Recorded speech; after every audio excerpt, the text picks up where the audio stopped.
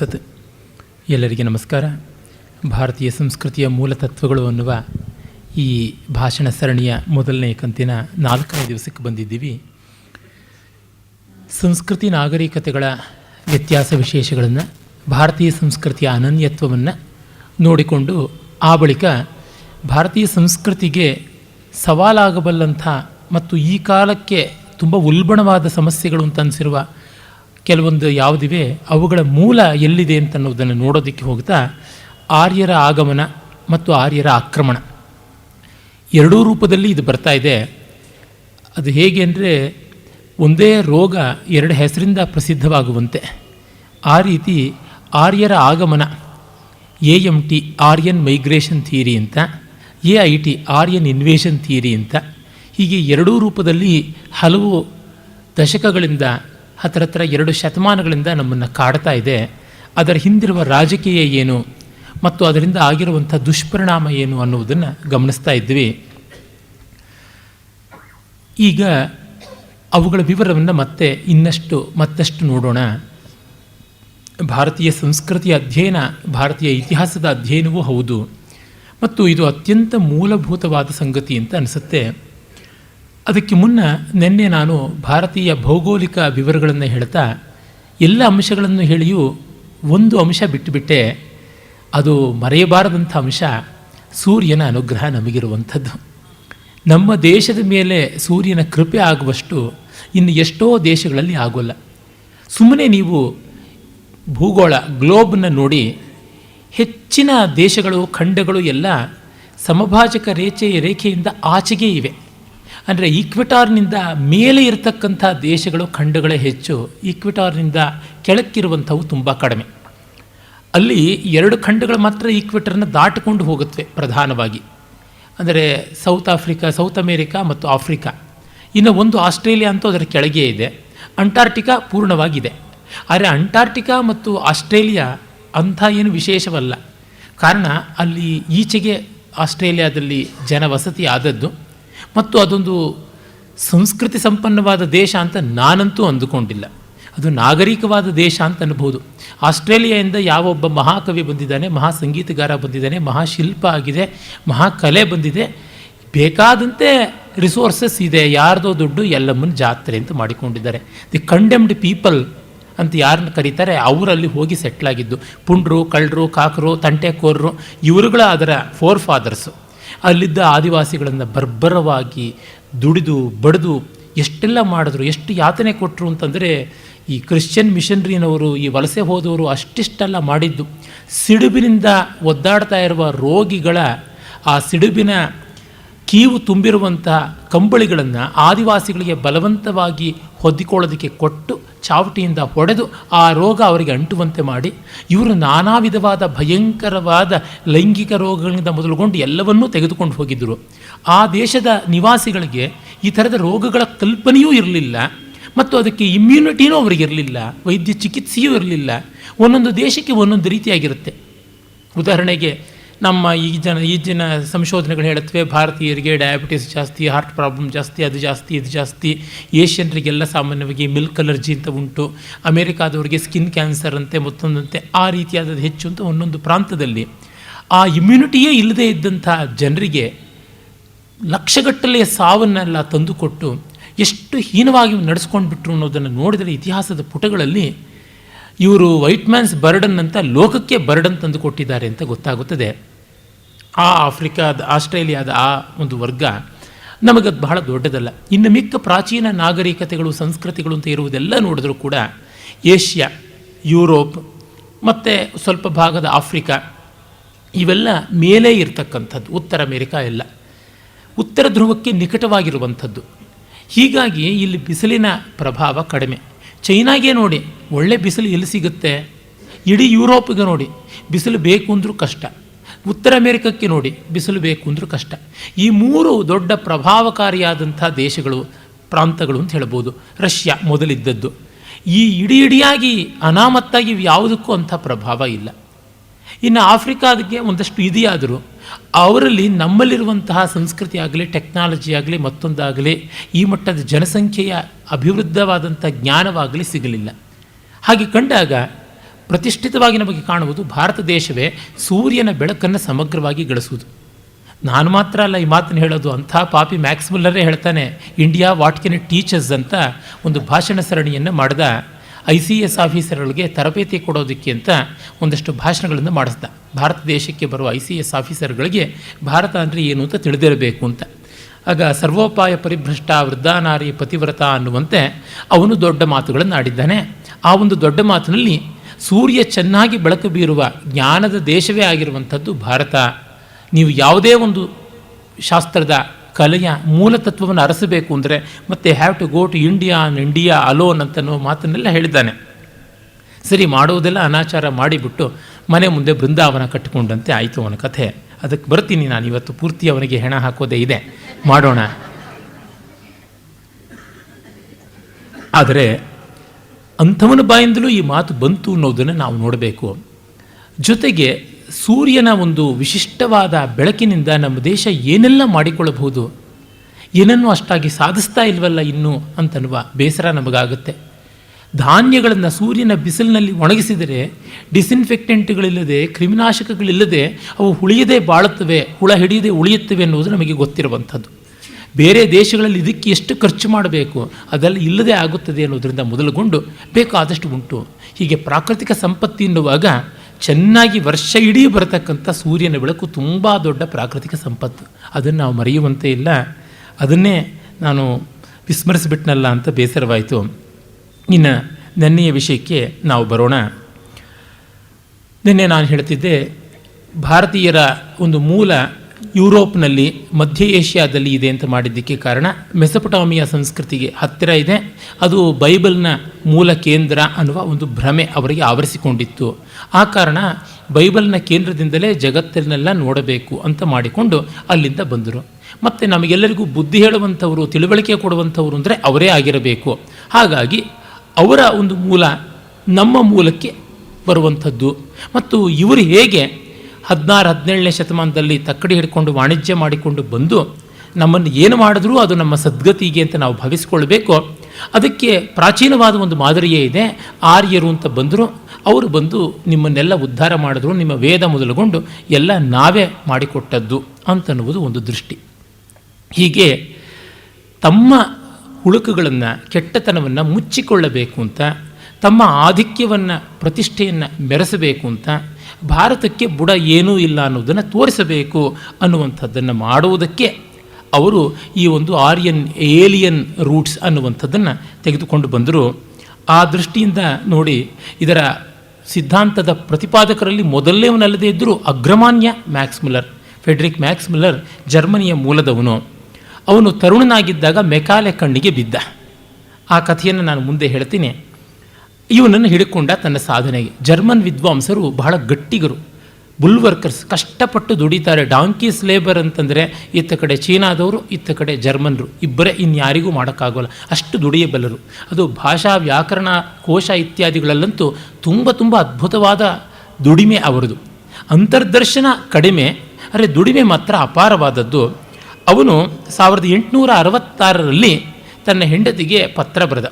ಸಿಪಾಯಿ ದಂಗೆ ಆಗಿ, ಅಂದರೆ ಪ್ರಥಮ ಭಾರತೀಯ ಸಂಗ್ರಾಮ ಯಾವುದಾಯಿತು, ಸ್ವಾತಂತ್ರ್ಯ ಸಂಗ್ರಾಮ, ಅದು ಆದ 9 ವರ್ಷಕ್ಕೆ ಹೆಂಡತಿಗೆ ಬರೀತಾನೆ, I feel convinced, though I shall not live to see it, that this edition of mine and the translation of the Veda will hereafter tell to a great extent on the fate of India.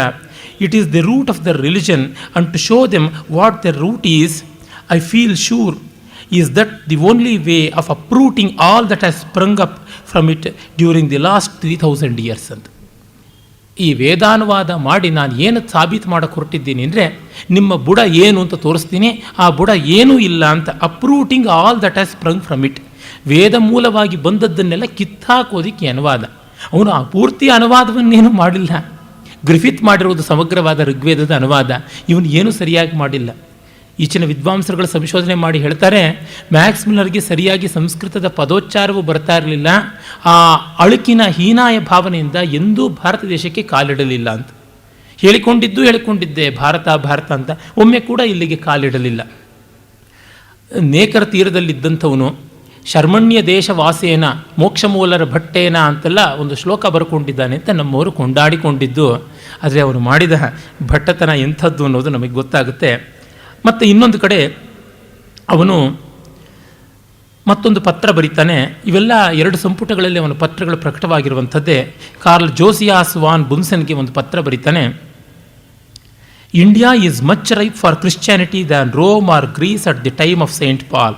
The rotten tree ಅಂದರೆ ವೇದ ಸಂಸ್ಕೃತಿ has for some time had artificial supports, but if the Englishman comes to see that the tree must fall sooner or later, then the thing is done. For the good of the struggle, I should like to lay down my life, or at least lend my hand to bring about the struggle. Whatever finds root in India soon overshadows the whole of Asia, and nowhere could the vital power of Christianity more gloriously realize itself than if the world saw it spring up there ಅಂತ ಅಷ್ಟು ಸ್ಪಷ್ಟವಾಗಿ ಹೇಳ್ತಾನೆ. ಈ ಹೋರಾಟಕ್ಕೆ ನಾನು ಪ್ರಾಣವನ್ನಾದರೂ ಕೊಡ್ತೀನಿ. Grease ರೋಮಿಗಿಂತ ಹೆಚ್ಚಾಗಿ ಕ್ರೈಸ್ತ ಮತವನ್ನು ಸ್ವೀಕರಿಸೋದಕ್ಕೆ ಭಾರತ ಸಜ್ಜಾಗ್ತಿದೆ. ಆ ಪಕ್ವಸ್ಥಿತಿ ಇದೆ. ಅದರ ಕೊಳೆತು ಹೋಗಿರ್ತಕ್ಕಂಥ ವೇದ ವೃಕ್ಷವನ್ನು ಕಿತ್ತಾಕ್ಬಿಡಬೇಕು. ಇದನ್ನು ಏನಾದರೂ ಮಾಡಬೇಕು. ಇಂಗ್ಲೀಷರು ಇದನ್ನು ಗ್ರಹಣ ಮಾಡಿಕೊಂಡ್ರೆ ಒಳ್ಳೆಯದಾಗುತ್ತೆ. ಅದಕ್ಕೆ ನಾನು ಎಂಥದ್ದು ಕೊಡ್ತೀನಿ, ಪ್ರಾಣವನ್ನು ತ್ಯಾಗ ಮಾಡ್ತೀನಿ, ನನ್ನ ಸಹಾಯ ಹಸ್ತ ಕೊಡ್ತೀನಿ. ಯಾವುದೋ ಒಂದು ರೀತಿಯಲ್ಲಿ ಕ್ರೈಸ್ತ ಮತ ಉತ್ಕರ್ಷಕ್ಕೆ ಬಂದರೆ ಸಾಕು. ಕ್ರೈಸ್ತ ಮತಕ್ಕೆ ಅದ್ಭುತ ಜೀವಶಕ್ತಿಯನ್ನು ತುಂಬಕ್ಕೆ ಇದಕ್ಕಿಂತ ದೊಡ್ಡ ಅವಕಾಶ ಇನ್ಯಾವುದೂ ಇಲ್ಲ ಅಂತ. ಮತ್ತು ನಿನ್ನೆಯೇ ನಾನು ಉಲ್ಲೇಖ ಮಾಡಿದೆ, ಡ್ಯೂಕ್ ಆಫ್ ಆರ್ಗಿಲ್ಗೆ ಹೇಳುವಂಥದ್ದು, the ancient religion of India is doomed and if Christianity does not step in, whose fault will it be. ಅದನ್ನು ನೀವು ಬಳಸ್ಕೊಳ್ಳದೇ ಇದ್ದರೆ ಯಾರ್ದು ನಷ್ಟ? ನಾನು ಮಾಡಿಟ್ಬಿಟ್ಟಿದ್ದೀನಿ, ನಾನು ಸಮಾಧಿ ಕಟ್ಟಿದ್ದೀನಿ, ನೀವು ಅದಕ್ಕೆ ಬಂದು ತನಿ ಎರಿಬೇಕಷ್ಟೇ, ಅದನ್ನು ಮಾಡೋಕ್ಕಾಗೋದಿಲ್ವ ಅಂತ. ಮತ್ತೊಂದು ಕಡೆ ಸಾರ್ವಜನಿಕವಾಗಿ ಉಪನ್ಯಾಸ ಮಾಡ್ತಾ ತನ್ನ 64ನೇ ವಯಸ್ಸಿನಲ್ಲಿ ಹೇಳಿದ ಮಾತು ಏನಂತಂದರೆ, ಅದು ಇಂಗ್ಲೆಂಡ್ನ ಸೈಂಟ್ ಜಾನ್ಸ್ ಕಾಲೇಜಿನಲ್ಲಿ ಮಾಡಿದ ಉಪನ್ಯಾಸದಲ್ಲಿ, when I undertook to publish for the university press a series of translations of the most important of these sacred books, one of my objects was to assist missionaries. ಕ್ರೈಸ್ತ ಮಿಷನರಿಗಳಿಗೆ ಸಹಕಾರ ಕೊಡೋದಕ್ಕಾಗಿಯೇ ಈ ಕೆಲಸವನ್ನು ನಾನು ಮಾಡಿದ್ದೀನಿ ಅಂತ. ಈ ಥರದ್ದು ಬೇಕಾದಷ್ಟು ಕಾಣಿಸುತ್ತೆ. ಇವನ ಸಮಕಾಲೀನ ಮತ್ತೊಬ್ಬ ವಿದ್ವಾಂಸ ಇದ್ದ, ಮೋನಿಯರ್ ವಿಲಿಯಮ್ಸ್. ಮೋನಿಯರ್ ವಿಲಿಯಮ್ಸ್ನ ಡಿಕ್ಷನರಿ ಬಹಳ ಪ್ರಸಿದ್ಧಿ. Monier Williams Sanskrit English dictionary ಅಂತ. ಇವನಿಗೂ ಅವನಿಗೂ ಆಕ್ಸ್ಫರ್ಡ್ನ ಪೀಠದಲ್ಲಿ ತಕರಾರು ಬಂತು, ಯಾರು ಆ ಪೀಠವನ್ನು ಆಕ್ರಮಿಸಬೇಕು ಅಂತ. ಕಾರ್ನೆಲ್ ಬೋರ್ಡೆನ್ ಅಂತ ಒಬ್ಬ ಶ್ರೀಮಂತ ದೊಡ್ಡ ದತ್ತಿಯನ್ನು ಕೊಟ್ಟ. ಅವನು ಕೊಡುವಾಗ ಕಂಡೀಷನ್ ಹಾಕಿದ, ಯಾವುದಕ್ಕಾಗಿ ಈ ಪೀಠ? ಅದು ಸಂಸ್ಕೃತದ ಅಧ್ಯಯನದ ಪೀಠ, ಯಾಕೆಂದರೆ ಮಿಷನರಿಗಳಿಗೆ ಅನುಕೂಲ ಮಾಡಿಕೊಡಬೇಕು ಅಂತ ಅಬ್ಜೆಕ್ಟಿವ್ಸ್ ಹಾಕಿದ್ದಾನೆ. ಮೋನಿಯರ್ ವಿಲಿಯಮ್ಸ್ ಡಿಕ್ಷನರಿಯ ಪ್ರಥಮ ಆವೃತ್ತಿಯಲ್ಲಿ, ಫಸ್ಟ್ ಎಡಿಷನ್ನಲ್ಲಿ ಅಷ್ಟು ಆಬ್ಜೆಕ್ಟಿವ್ಸನ್ನು ಹಾಕಿ, ಈ ಅನುವಾದ ಆಗಲಿ, ಇವರೆಲ್ಲರೂ ವೇದ ಇತ್ಯಾದಿಗಳನ್ನು ಅನುವಾದ ಮಾಡಿ ನಿಮ್ಮ ಮೂಲ ಏನೂ ಸರಿ ಇಲ್ಲ ಅಂತ ಹುಡುಕಿ ತೋರಿಸೋದಕ್ಕೋಸ್ಕರವಾಗಿ ಇದು ಪುಸ್ತಕ ಪ್ರಯೋಜನಕ್ಕೆ ಬರಲಿ ಅಂತ ಮಾಡಿರುವಂಥದ್ದು ಅಂತ. ಆ ಸ್ಥಾನವನ್ನು ತಾನು ತುಂಬಬೇಕು ಅಂತ. ಅರೆ, ಮ್ಯಾಕ್ಸ್ ಮಿಲ್ಲರ್ಗಿಂತ ಕಡಿಮೆ ವಿದ್ವಾಂಸ ಆದ ಮೋನಿಯರ್ ವಿಲಿಯಮ್ಸ್ಗೆ ಅದು ಹೇಗೋ ಅಲ್ಲಿ ಸೀಟ್ ಸಿಗ್ಬಿಡ್ತು. ಕಾರಣ ಎಷ್ಟೇ, ಮ್ಯಾಕ್ಸ್ ಮಿಲ್ಲರ್ ಜರ್ಮನ್ ಮೂಲದವನು, ಮೋನಿಯರ್ ವಿಲಿಯಮ್ಸ್ ಸ್ಥಳೀಯ. ಲೋಕಲ್ ಕ್ಯಾಂಡಿಡೇಟ್ಗೆ ಯಾವತ್ತೂ ಬೆಲೆ ಜಾಸ್ತಿ. ಅದು ಮಾತ್ರವಲ್ಲ, ಇಂಗ್ಲೆಂಡಿಗೂ ಜರ್ಮನಿಗೂ ಒಂದು ಮಟ್ಟದ ವೈರ ಕೂಡ ಬರ್ತಾ ಇತ್ತು. ಈ ಕಾರಣದಿಂದ ಇವನ ಜರ್ಮನ್ ಮೂಲ ಇಂಗ್ಲೆಂಡ್ನವರಿಗೆ ಸ್ವಲ್ಪ ಸಂದೇಹಾಸ್ಪದವಾಗಿ ಕಾಣಿತು. ಇವನನ್ನು ಆಮೇಲೆ ಆ ಸ್ಥಾನಕ್ಕೆ ತಂದರು. ಆದರೆ ಇವನು ಆ ಸ್ಥಾನಕ್ಕೆ ಬಂದ ಮೇಲೆ ಮೋನಿಯರ್ ವಿಲಿಯಮ್ಸ್ಗಿಂತ ಹೆಚ್ಚಾಗಿ ತಾನು ನಿಷ್ಠಾ ಅಂತ ತೋರಿಸ್ಕೊಳ್ಬೇಕು ಅಂತ ಇನ್ನಷ್ಟು ಹದಗೆಡುವಂಥ ರೀತಿಯಲ್ಲಿ ಕೆಲಸ ಮಾಡಿದ. 50ಕ್ಕೂ ಹೆಚ್ಚು ಸಂಪುಟಗಳಲ್ಲಿ ಇದು Sacred books of the East ಅಂತ ಸಂಪಾದಕತ್ವದಲ್ಲಿ ತಂದ. ಅಲ್ಲಿ ಅನೇಕ ಗ್ರಂಥಗಳು ಬಂದವು, ವೇದಗಳು ಬಂದವು, ತ್ರಿಪಿಟಕಗಳು ಬಂದವು, ಮತ್ತು ಜೈನ ಸಾಹಿತ್ಯ ಬಂತು, ಅವೆಸ್ತಾ ಅಂತ ಪಾರ್ಸಿಗಳ ಯಾವ ಪವಿತ್ರ ಗ್ರಂಥ ವೇದ ಉಂಟು ಅದು ಬಂತು, ಮತ್ತು ಕುರಾನ್ ಬಂತು. ಹೀಗೆ ಇನ್ನೂ ಹಲವು ಮನ್ವಾದಿ ಸ್ಮೃತಿಗಳು ಬಂದವು, ಹಲವು ಪುರಾಣಗಳು ಬಂದವು, ಬ್ರಹ್ಮಸೂತ್ರ ಇತ್ಯಾದಿಗಳನ್ನು ಥೀಬೋ ಮೊದಲಾದವರೆಲ್ಲ ಅನುವಾದ ಮಾಡಿಕೊಟ್ರು. ಹೀಗೆ ವೇದಾಂತ ಇತ್ಯಾದಿ ಶಾಸ್ತ್ರಗಳನ್ನೆಲ್ಲ ಅನುವಾದ ಮಾಡಿದ್ರು. ಎಷ್ಟೋ ಕಡೆ ಅನುವಾದ ಚೆನ್ನಾಗಿದೆ, ನಾನು ಹಲವು ಸಂಪುಟಗಳನ್ನು ಸಾಂಗವಾಗಿ ನೋಡಿದ್ದೀನಿ. ಆದರೆ ಅವರ ಉದ್ದೇಶ ಎಷ್ಟು ಹೀನಾಯವಾದದ್ದು ಅಂತಂದರೆ, ಉದಾಹರಣೆಗೆ ಥೀಬೋ ಒಳ್ಳೆ ರೀತಿಯಲ್ಲಿ ಅನುವಾದ ಮಾಡ್ತಾನೆ, ಆದರೆ ಅವನು ಹೇಳೋದು ಬ್ರಹ್ಮಸೂತ್ರದಲ್ಲಿ ಅಭಿಪ್ರಾಯ ಅನ್ನುವುದೇ ಇಲ್ಲ. ಬ್ರಹ್ಮಸೂತ್ರಕಾರನಿಗೆ ಏನೂ ಅಭಿಪ್ರಾಯ ಇಲ್ಲ, ಉಪನಿಷತ್ತು ಹೇಳಿರೋದಕ್ಕೂ ಬ್ರಹ್ಮಸೂತ್ರ ಹೇಳಿರೋದಕ್ಕೂ ಸಂಬಂಧ ಇಲ್ಲ ಅಂತ ಬರೀತಾನೆ. ಅನುವಾದ ಮಾಡೋದು ಮತ್ತು ಹೀಗೆ ಬರೆದು ಬಿಡೋದು ಏನಾದರೂ ಉಂಟೆ? ಇದು ನಮಗೆ ಸಂಪೂರ್ಣವಾಗಿ ವ್ಯತಿರಿಕ್ತವಾಗಿ ತೋರುತ್ತದೆ. ನಮ್ಮ ಪರಂಪರೆಯಲ್ಲಿರುವ ವಿಶ್ವಾಸ ಏನು, ಉಪನಿಷತ್ತುಗಳಲ್ಲಿರತಕ್ಕಂಥ ಅರ್ಥವನ್ನು ನ್ಯಾಯ ರೀತಿಯಾಗಿ, ಅಂದರೆ ತರ್ಕಶುದ್ಧವಾದ ರೀತಿಯಲ್ಲಿ ಪೂರ್ವಾಪರ ವಿರೋಧ ಬರದೆ ಸಮನ್ವಿತವಾಗುವಂತೆ ಮಾಡಿ ಪೋಣಿಸಿದಂಥದ್ದು ಬ್ರಹ್ಮಸೂತ್ರ ಅಂತ. ಅಭಿಪ್ರಾಯಗಳನ್ನು ಅದರ ಬಗ್ಗೆ, ಅದರ ತಾತ್ಪರ್ಯ ಏನು ಅಂತ ಹೇಳೋದಕ್ಕೆ ಒಬ್ಬೊಬ್ಬ ಆಚಾರ್ಯರದು ಒಂದೊಂದಿರಬಹುದು. ಶಂಕರ, ರಾಮಾನುಜ, ಭಾಸ್ಕರ, ವಲ್ಲಭ, ನಿಂಬಾರ್ಕ, ಯಾದವ ಪ್ರಕಾಶ, ಬಲದೇವ ಮೊದಲಾಗಿ 21ಕ್ಕೂ ಹೆಚ್ಚು ಜನ ಭಾಷ್ಯಕಾರರ ಉಲ್ಲೇಖ ಉಂಟು.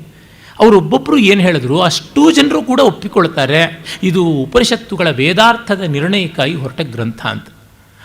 ಹಾಗೆ ಪರಂಪರೆ 2000 ವರ್ಷಗಳಿಂದ ನೆಚ್ಚಿಕೊಂಡು ಬಂದರೆ ಇವನು ಅದನ್ನು ಅನುವಾದ ಮಾಡ್ತಾ ಉಪನಿಷತ್ತಿಗೂ ಇದಕ್ಕೂ ಅರ್ಥ ಸಂಬಂಧ ಕಾಣೋದಿಲ್ಲ ಅಂತ.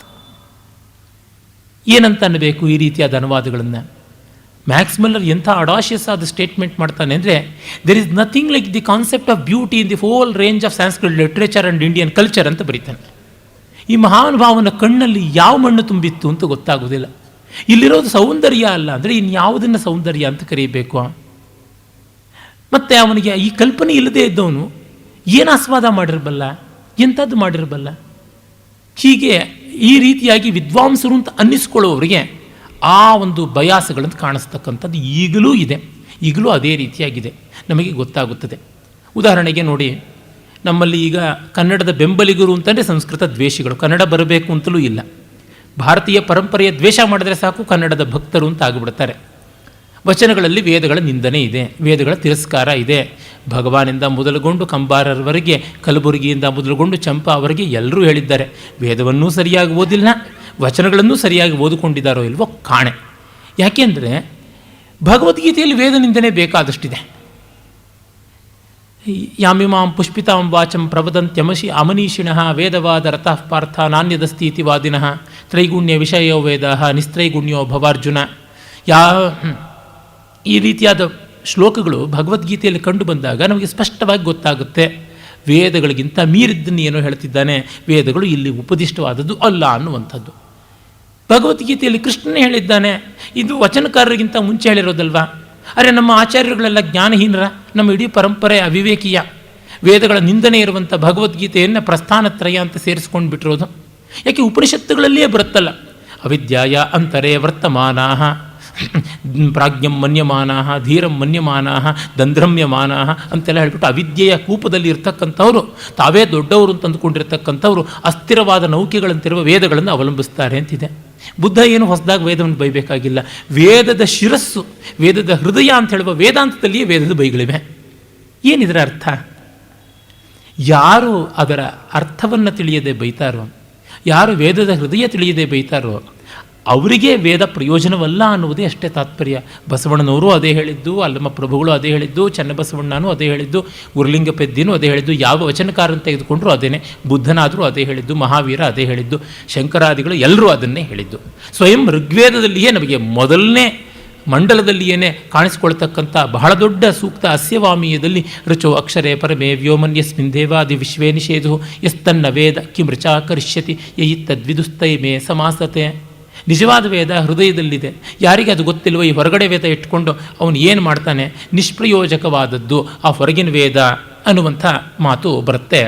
ಇದನ್ನು ನಾವು ಕಾಣಬೇಕು. ಅಂದರೆ ಸ್ವಯಂ ವೇದವೇ ವೇದ ನಿರಾಕರಣೆ ಮಾಡಿಕೊಳ್ಳುತ್ತೆ. ಬೃಹದಾರಣ್ಯಕೋಪನಿಷತ್ತಿನಲ್ಲಿ ಬರುತ್ತದೆ, ಮಾಂಡುಕ್ಯ ಮುಂಡಕಾದಿಗಳಲ್ಲೆಲ್ಲ ನಾವು ನೋಡ್ತೀವಿ ಈ ಥರದ್ದು. ಅಂತಂದರೆ ನಮಗೆ ಸ್ಪಷ್ಟವಾಗಿ ಗೋಚರವಾಗುತ್ತದೆ, ವೇದ ನಿರಾಕರಣೆ ಅನ್ನುವುದು ವೇದ ಜ್ಞಾನವಿಲ್ಲದೆ ಬರೀ ವೇದ ಶಬ್ದ ಮಾತ್ರದಿಂದ ಮೋಹಿತರಾದವರ ನಿರಾಕರಣೆ ಅಂತ. ಆ ಥರ ಫಾರ್ಮಿಸ್ಟ್ಗಳು, ಬರೀ ಆಕಾರ ಮಾತ್ರದಲ್ಲಿ ತಾತ್ಪರ್ಯರಾಗಿರುವಂಥವ್ರು ಯಾರಿಲ್ಲ, ಯಾವ ಕಾಲದಲ್ಲಿಯೂ ಕಾಣಿಸ್ತಾರೆ. ಅಲ್ಲಿ ಆತ್ಮ ಇರುವುದಿಲ್ಲ, ಸ್ವರೂಪ ಇರುವುದಿಲ್ಲ, ಕೇವಲ ಬಾಹ್ಯದ ಬೂಟಾಟಿಕೆ ಮಾತ್ರ ಇರುತ್ತೆ. ಅದನ್ನು ಕಂಡು ಯಾವ ಜ್ಞಾನಿಗೆ ತಾನೇ ಬೇಸರವಾಗೋದಿಲ್ಲ, ಯಾರು ತಾನೇ ಆಕ್ಷೇಪ ಮಾಡೋದಿಲ್ಲ. ನಾವು ಹೇಳ್ತೀವಲ್ವ, ಈ ಥರದ್ದನ್ನು ಕಲೆಯಲ್ಲಿ ಮೊದಲುಗೊಂಡು ಎಲ್ಲದರೊಳಗೂ ಹೇಳ್ತೀವಿ. ನಾನಂತೂ ಅಹರ್ನಿಶಿ ಇದನ್ನೇ ಹೇಳ್ತಾ ಇರ್ತೇನೆ. ಹೀಗಾಗಿ ಯಾರಿಗೂ ಕೂಡ ಕಾಣಿಸುವಂಥದ್ದು ಇಲ್ಲಿ ಆಪಾತತಃ ವಿರೋಧ ಇದೆ ಹೊರತು ಪರಮಾರ್ಥದಲ್ಲಿ ವಿರೋಧವಲ್ಲ ಅಂತ ಗೊತ್ತಾಗುತ್ತೆ. ಆದರೆ ಪಾಶ್ಚಾತ್ಯರಿಗೆ ಎಷ್ಟು ಗೊತ್ತಾಗಲಿಲ್ಲ ಅಂದರೆ ಅವರು ಅಜ್ಞಾನಿಗಳು. ಮತ್ತು ಸರ್ವಜ್ಞನಂತೆ ಯಾಕೆ ಮಾತಾಡಬೇಕು? ಗೊತ್ತಿದ್ದು ಹೇಳ್ತಾ ಇದ್ದಾರೆ ಅಂದರೆ ಧೂರ್ತರು, ಹಿಪೋಕ್ರೈಟ್ಸ್, ಅವ್ರ ಮಾತನ್ನು ನೆಚ್ಚಿಕೊಳ್ಬಾರ್ದು. ಅಜ್ಞಾನಿಯ ಮಾತನ್ನು ಮತ್ತು ಧೂರ್ತನ ಮಾತನ್ನು ನಾವು ಅಮಾನತಿನಲ್ಲಿಟ್ಟುಕೊಂಡು ಹೇಗೆ ನೋಡ್ತೀವೋ ಆ ರೀತಿಯಲ್ಲಿ ಅವ್ರನ್ನು ಸಸ್ಪೆಂಡ್ ಮಾಡಿಬಿಟ್ಟು ನೋಡಬೇಕು. ಈಗಲೂ ಕೂಡ ಅದೇ ಶನಿ ಸಂತಾನದ ಪರಂಪರೆ ಬೆಳೆದುಕೊಂಡು ಬಂದಿರುವಂಥದ್ದು ನಮಗೆ ಗೊತ್ತಾಗುತ್ತೆ. ನೂರಾರು ಸಾವಿರಾರು ಆ ಥರದ್ದು ಉಂಟು. ಎಲ್ಲಿವರೆಗೂ ಅಂದರೆ ವೇಬರ್, ಗೋಲ್ಡ್ ಸ್ಟಕ್ಕರ್ ಮೊದಲಾದವರು ಹೇಳ್ತಾರೆ, ಹೋಮರ್ನ ಇಲಿಯಡ್, ಒಡಿಸ್ಸಿ ಎಷ್ಟು ಚೆನ್ನಾಗಿರುವ ಕಾವ್ಯಗಳು ಅಂದರೆ ಒಂದು ಪ್ರಮಾಣಬದ್ಧವಾದ ಗ್ರೀಕ್ ಶಿಲ್ಪವನ್ನು ನೋಡಿದ ಆನಂದ ಆಗುತ್ತದೆ. ಅದೇ ಮಹಾಭಾರತವನ್ನು ನೋಡಿದರೆ 10-20 ತಲೆಗಳಿರ್ತಕ್ಕಂಥ ಒಂದು ದೆವ್ವವನ್ನು ಕಂಡಂತೆ ಆಗುತ್ತದೆ ಅಂತ. ನಮಗೇನು ಹಾಗನ್ನಿಸೋದಿಲ್ಲ. 5000 ವರ್ಷಗಳಿಂದ ನಮಗೆ ಯಾರಿಗೂ ಅನಿಸಿಲ್ಲ. ಈ ನಮಗೇನು ಅದರ ಬಗ್ಗೆ ಜುಗುಪ್ಸೆ ಬರುವಂಥದ್ದಿಲ್ಲ ಅನ್ನುವುದು ಯಾವ ಬೆಲೆಯೂ ಇಲ್ಲದೆ ಇರುವ ಮಾತೆ.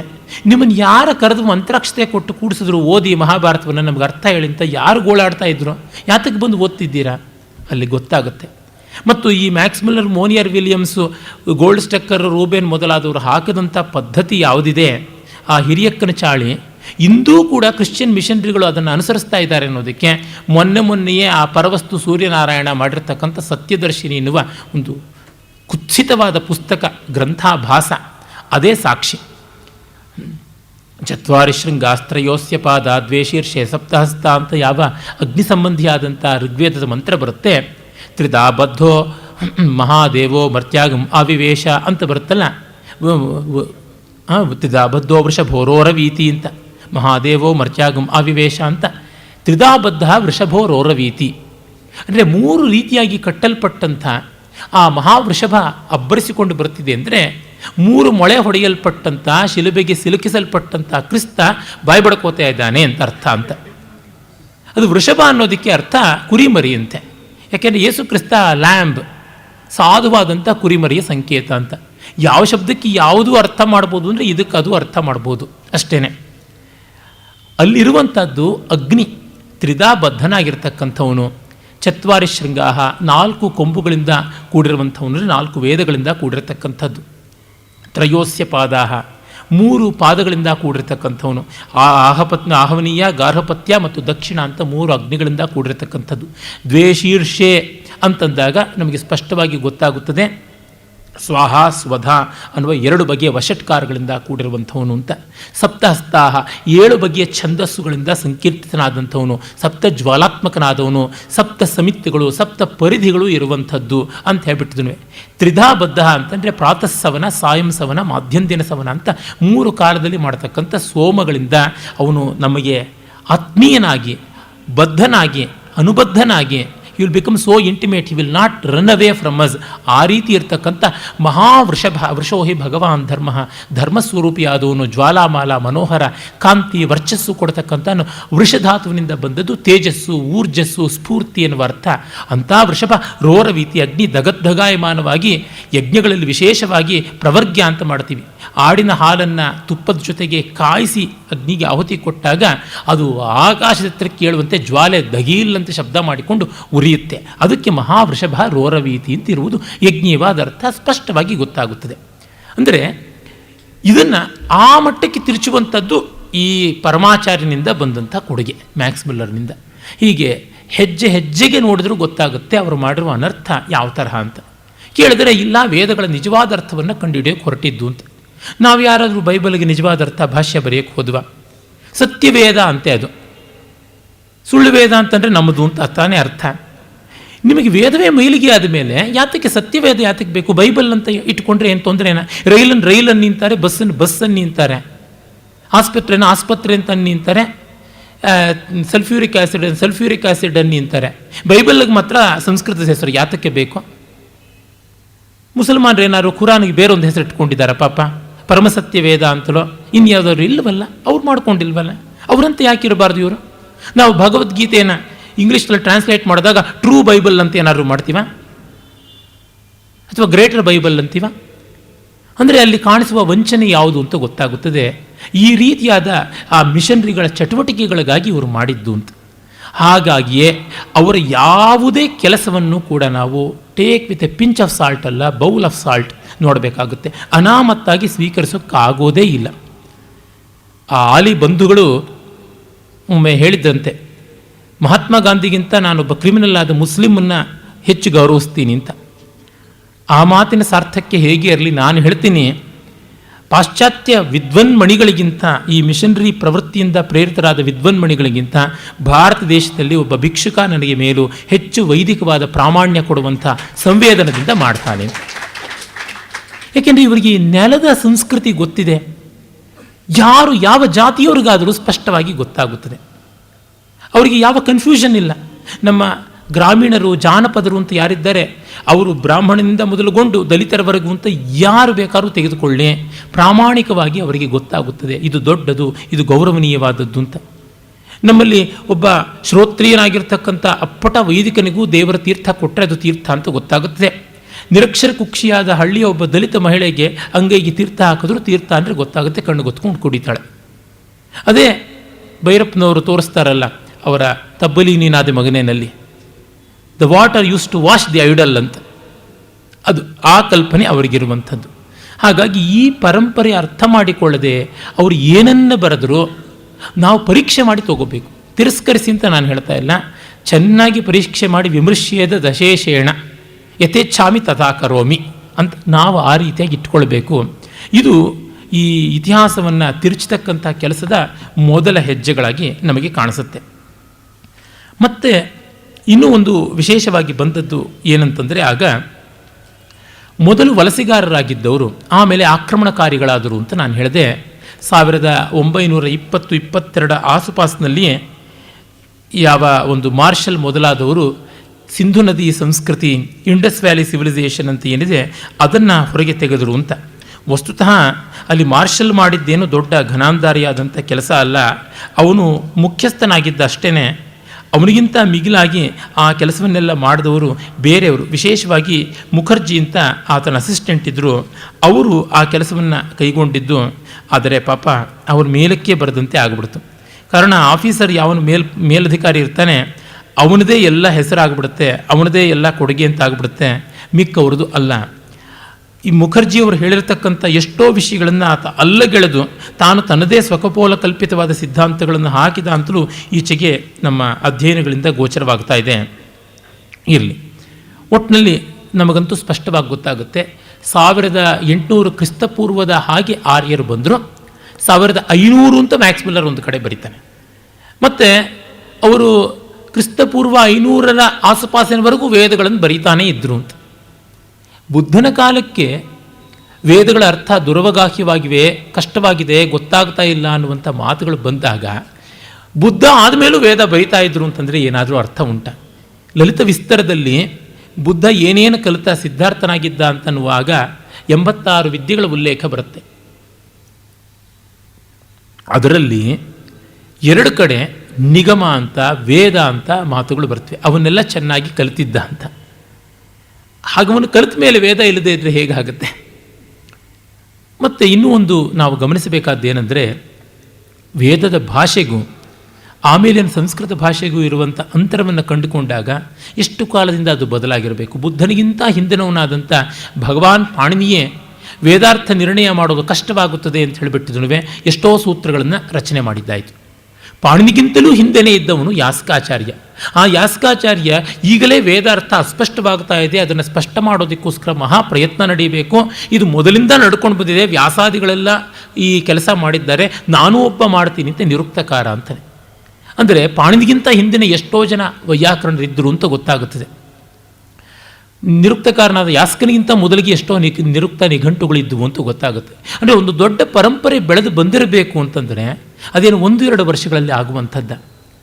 ಇವುಗಳು ಯಾವುದರ ಅರಿವೂ ಇಲ್ಲದೆ ಮಾಡಿದ್ದು ಮಾಡಿದ್ದೆ, ಹಾಡಿದ್ದು ಹಾಡಿದ್ದೆ, ಅವರು ಈ ರೀತಿಯಾದ ಅನರ್ಥಗಳನ್ನು ಮಾಡಿದರು. ಮತ್ತು ಮಾರ್ಷಲ್ ಬಂದು ಸುಮಾರು ಕ್ರಿಸ್ತಪೂರ್ವ 2200ರಿಂದ 2500, 2600 ನಡುವಿನಲ್ಲಿ ಈ ಸಿಂಧು ಕೊಳ್ಳದ ಸಂಸ್ಕೃತಿ ಆಗಿ ಹೋಯಿತು ಅಂತ. ಇಂಡಸ್ ವ್ಯಾಲಿ ಸಿವಿಲೈಸೇಷನ್ ಅಂತ ನಾವು ಸ್ಕೂಲ್ ಪುಸ್ತಕಗಳಲ್ಲೆಲ್ಲ ಏನು ಓದ್ತಾ ಇದ್ವಿ, ಹಿಸ್ಟ್ರಿ ಪುಸ್ತಕದ ಮೊದಲ ಪುಟ ತೆಗೆದ್ರೇ ಇದು ಕಾಣಿಸ್ತಾ ಇದ್ದಿದ್ದು. ಆ ಮೊಹಂಜದಾರೋ, ಹರಪ್ಪಾದಲ್ಲಿರ್ತಕ್ಕಂಥ ರಸ್ತೆಗಳು, ಬೀದಿಗಳು, ಮತ್ತು ತಿರ್ಗ ಗ್ರೇಟ್ ಬಾತ್ ಅನ್ನುವಂಥ ಸ್ನಾನಕೊಳ ಇತ್ಯಾದಿ ಎಲ್ಲ. ಆದರೆ ಅದನ್ನು ಹಾಳು ಮಾಡಿದವರು ಆರ್ಯರು ಅಂತ. ಮತ್ತೆ ಹುಡುಕಿದ್ರು ವೇದವನ್ನು.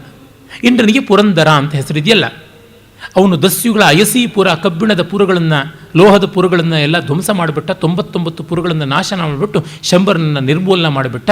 ಇವರು ಅಸುರರು. ಮತ್ತು ಅನಾಸಹ, ಮೃದ್ನವಾಚಃ ಅಂತೆಲ್ಲ ಬರುತ್ತೆ.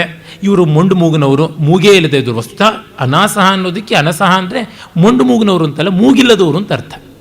ಮೃದ್ನವಾಚಃ ತೊದಲು ಮಾತಾಡುವವರು. ಇವರು ಸರಿಯಾಗಿಲ್ಲದೆ ಇದ್ದವರು. ಶಿಷ್ಟದೇವಾಹ, ಶಿವಲಿಂಗ ಇಟ್ಟುಕೊಂಡು ಪೂಜೆ ಮಾಡುವವರು.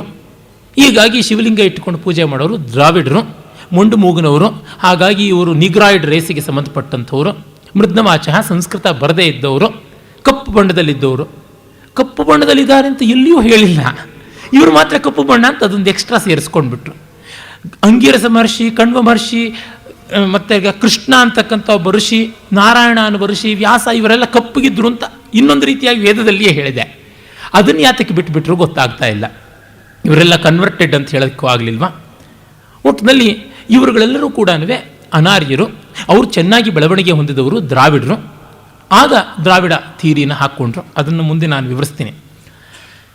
ಇವ್ರನ್ನ ಓಡಿಸಿ ಅವ್ರ ಊರುಗಳನ್ನೆಲ್ಲ ಹಾಳು ಮಾಡಿದ್ರು ಅಂತ. ಮೊದಲು ಹೇಳಿದ್ದೇನು, ಈ ಒಂದು ಸಂಶೋಧನೆ ಬರೋಕ್ಕೆ ಮುನ್ನ 20ನೇ ಶತಮಾನದ ಆರಂಭದಲ್ಲಿ ಬಂದ ಈ ಹರಪ್ಪ ಮೊದಲಾದಂಥ ನಗರಗಳ ಆವಿಷ್ಕರಣ ಆಗುವ ಮುನ್ನ ಆರ್ಯರು ಸುಸಂಸ್ಕೃತರು, ಅಲ್ಲಿಂದ ಬಂದು ಎಲ್ಲ ಜ್ಞಾನ ತಂದರು ಅಂತ.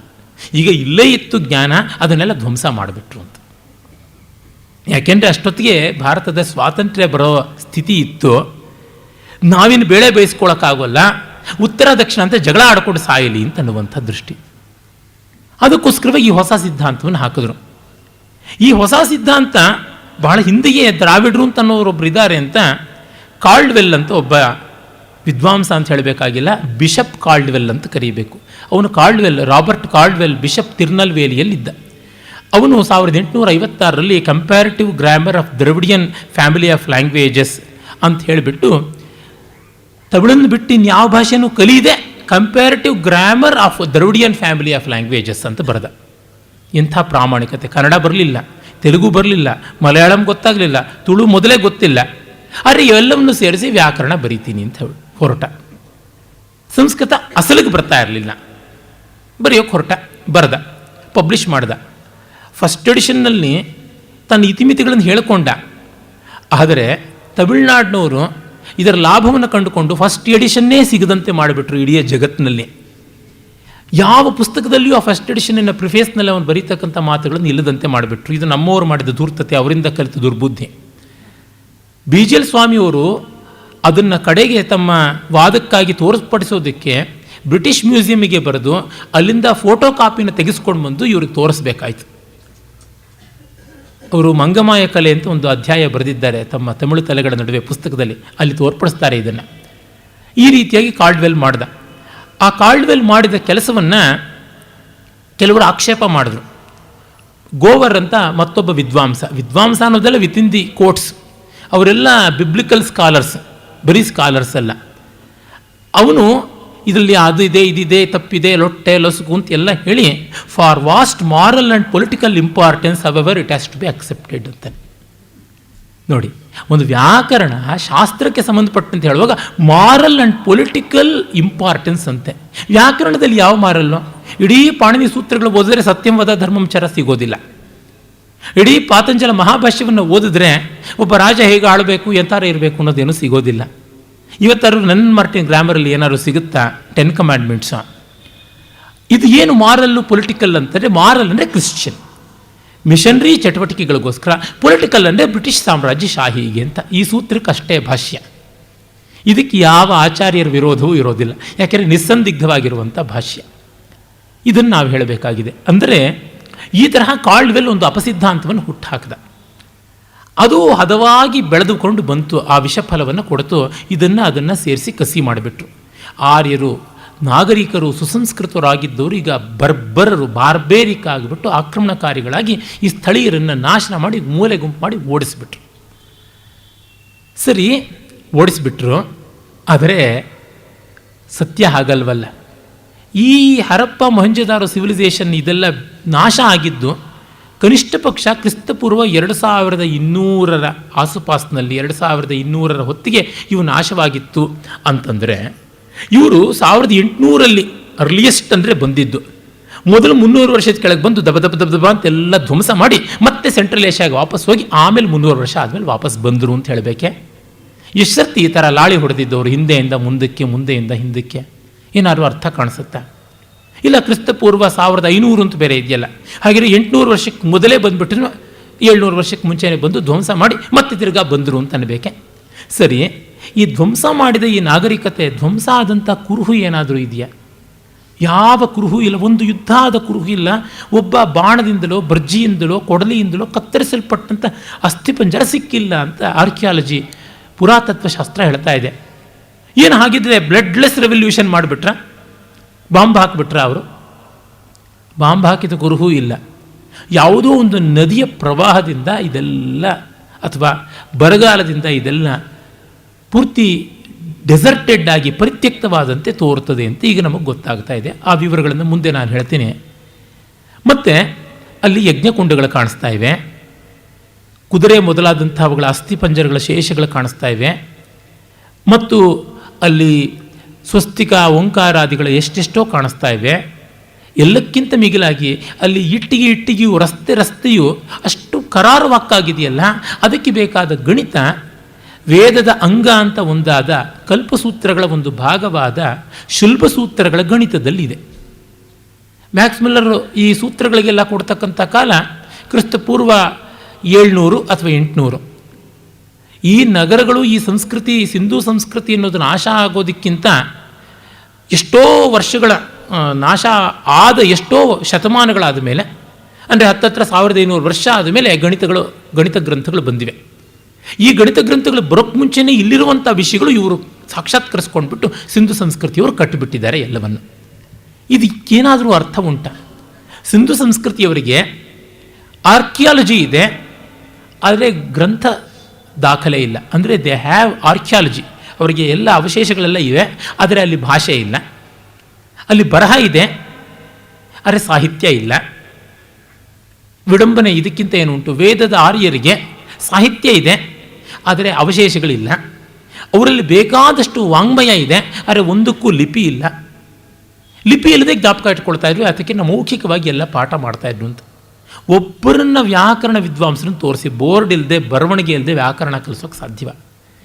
ವೇದಾಂಗವಾದಂಥ ಜ್ಯೋತಿಷವನ್ನು ಸಂಖ್ಯೆಯ ಅಂಕಿಗಳು ಇಲ್ಲದೆ ಬರೀದೆ ಏನಾದ್ರು ಗಣಿತನ ಕಲಿಸೋಕೆ ಸಾಧ್ಯ ಇದೆಯಾ? ಇವರು ವ್ಯಾಕರಣವನ್ನೂ ಕಲೀಲಿಲ್ಲ, ಗಣಿತವನ್ನೂ ಕಲೀಲಿಲ್ಲ, ಅವರುಗಳು ಮಾಡ್ತಾ ಇದ್ದ ಅಪಸಿದ್ಧ ಅಂತ. ಹೀಗೆ ಬರವಣಿಗೆ ಇಲ್ಲದೆ, ಬರವಣಿಗೆಯ ಎಳೆಯೇ ಇಲ್ಲದೆ ವ್ಯಾಕರಣ, ಛಂದಸ್ಸು, ಜ್ಯೋತಿಷ, ಗಣಿತ ಇವು ಯಾವುದೂ ಬರೋಕ್ಕೆ ಸಾಧ್ಯ ಇಲ್ಲ. ಹೀಗಾಗಿ ಅವೆಲ್ಲ ಇದ್ದವು.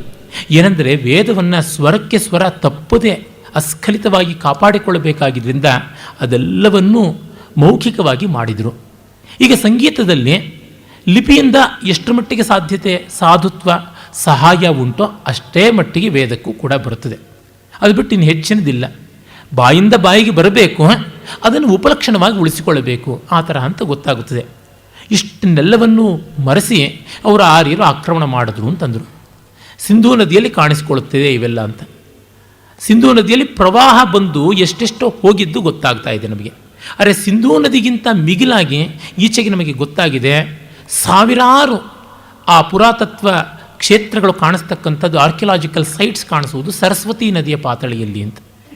ಸರಸ್ವತಿ ನದಿಯ ಉಲ್ಲೇಖವನ್ನು, ಅದರ ವಿವರಗಳನ್ನು ಮುಂದೆ ನೋಡೋದ್ರಿಂದ ಈಗ ಅದನ್ನೇನು ಹೇಳಬೇಕಾಗಿಲ್ಲ. ಒಟ್ಟಿನಲ್ಲಿ ಸುಸಂಸ್ಕೃತರಾದ ಆರ್ಯರೀಗ ಆಕ್ರಮಣಕಾರಿಗಳಾಗ್ಬಿಟ್ರು. ಆಮೇಲೆ ಈ ದ್ರಾವಿಡರೆಲ್ಲರೂ ಸಾಧುಗಳಾಗ್ಬಿಟ್ರು.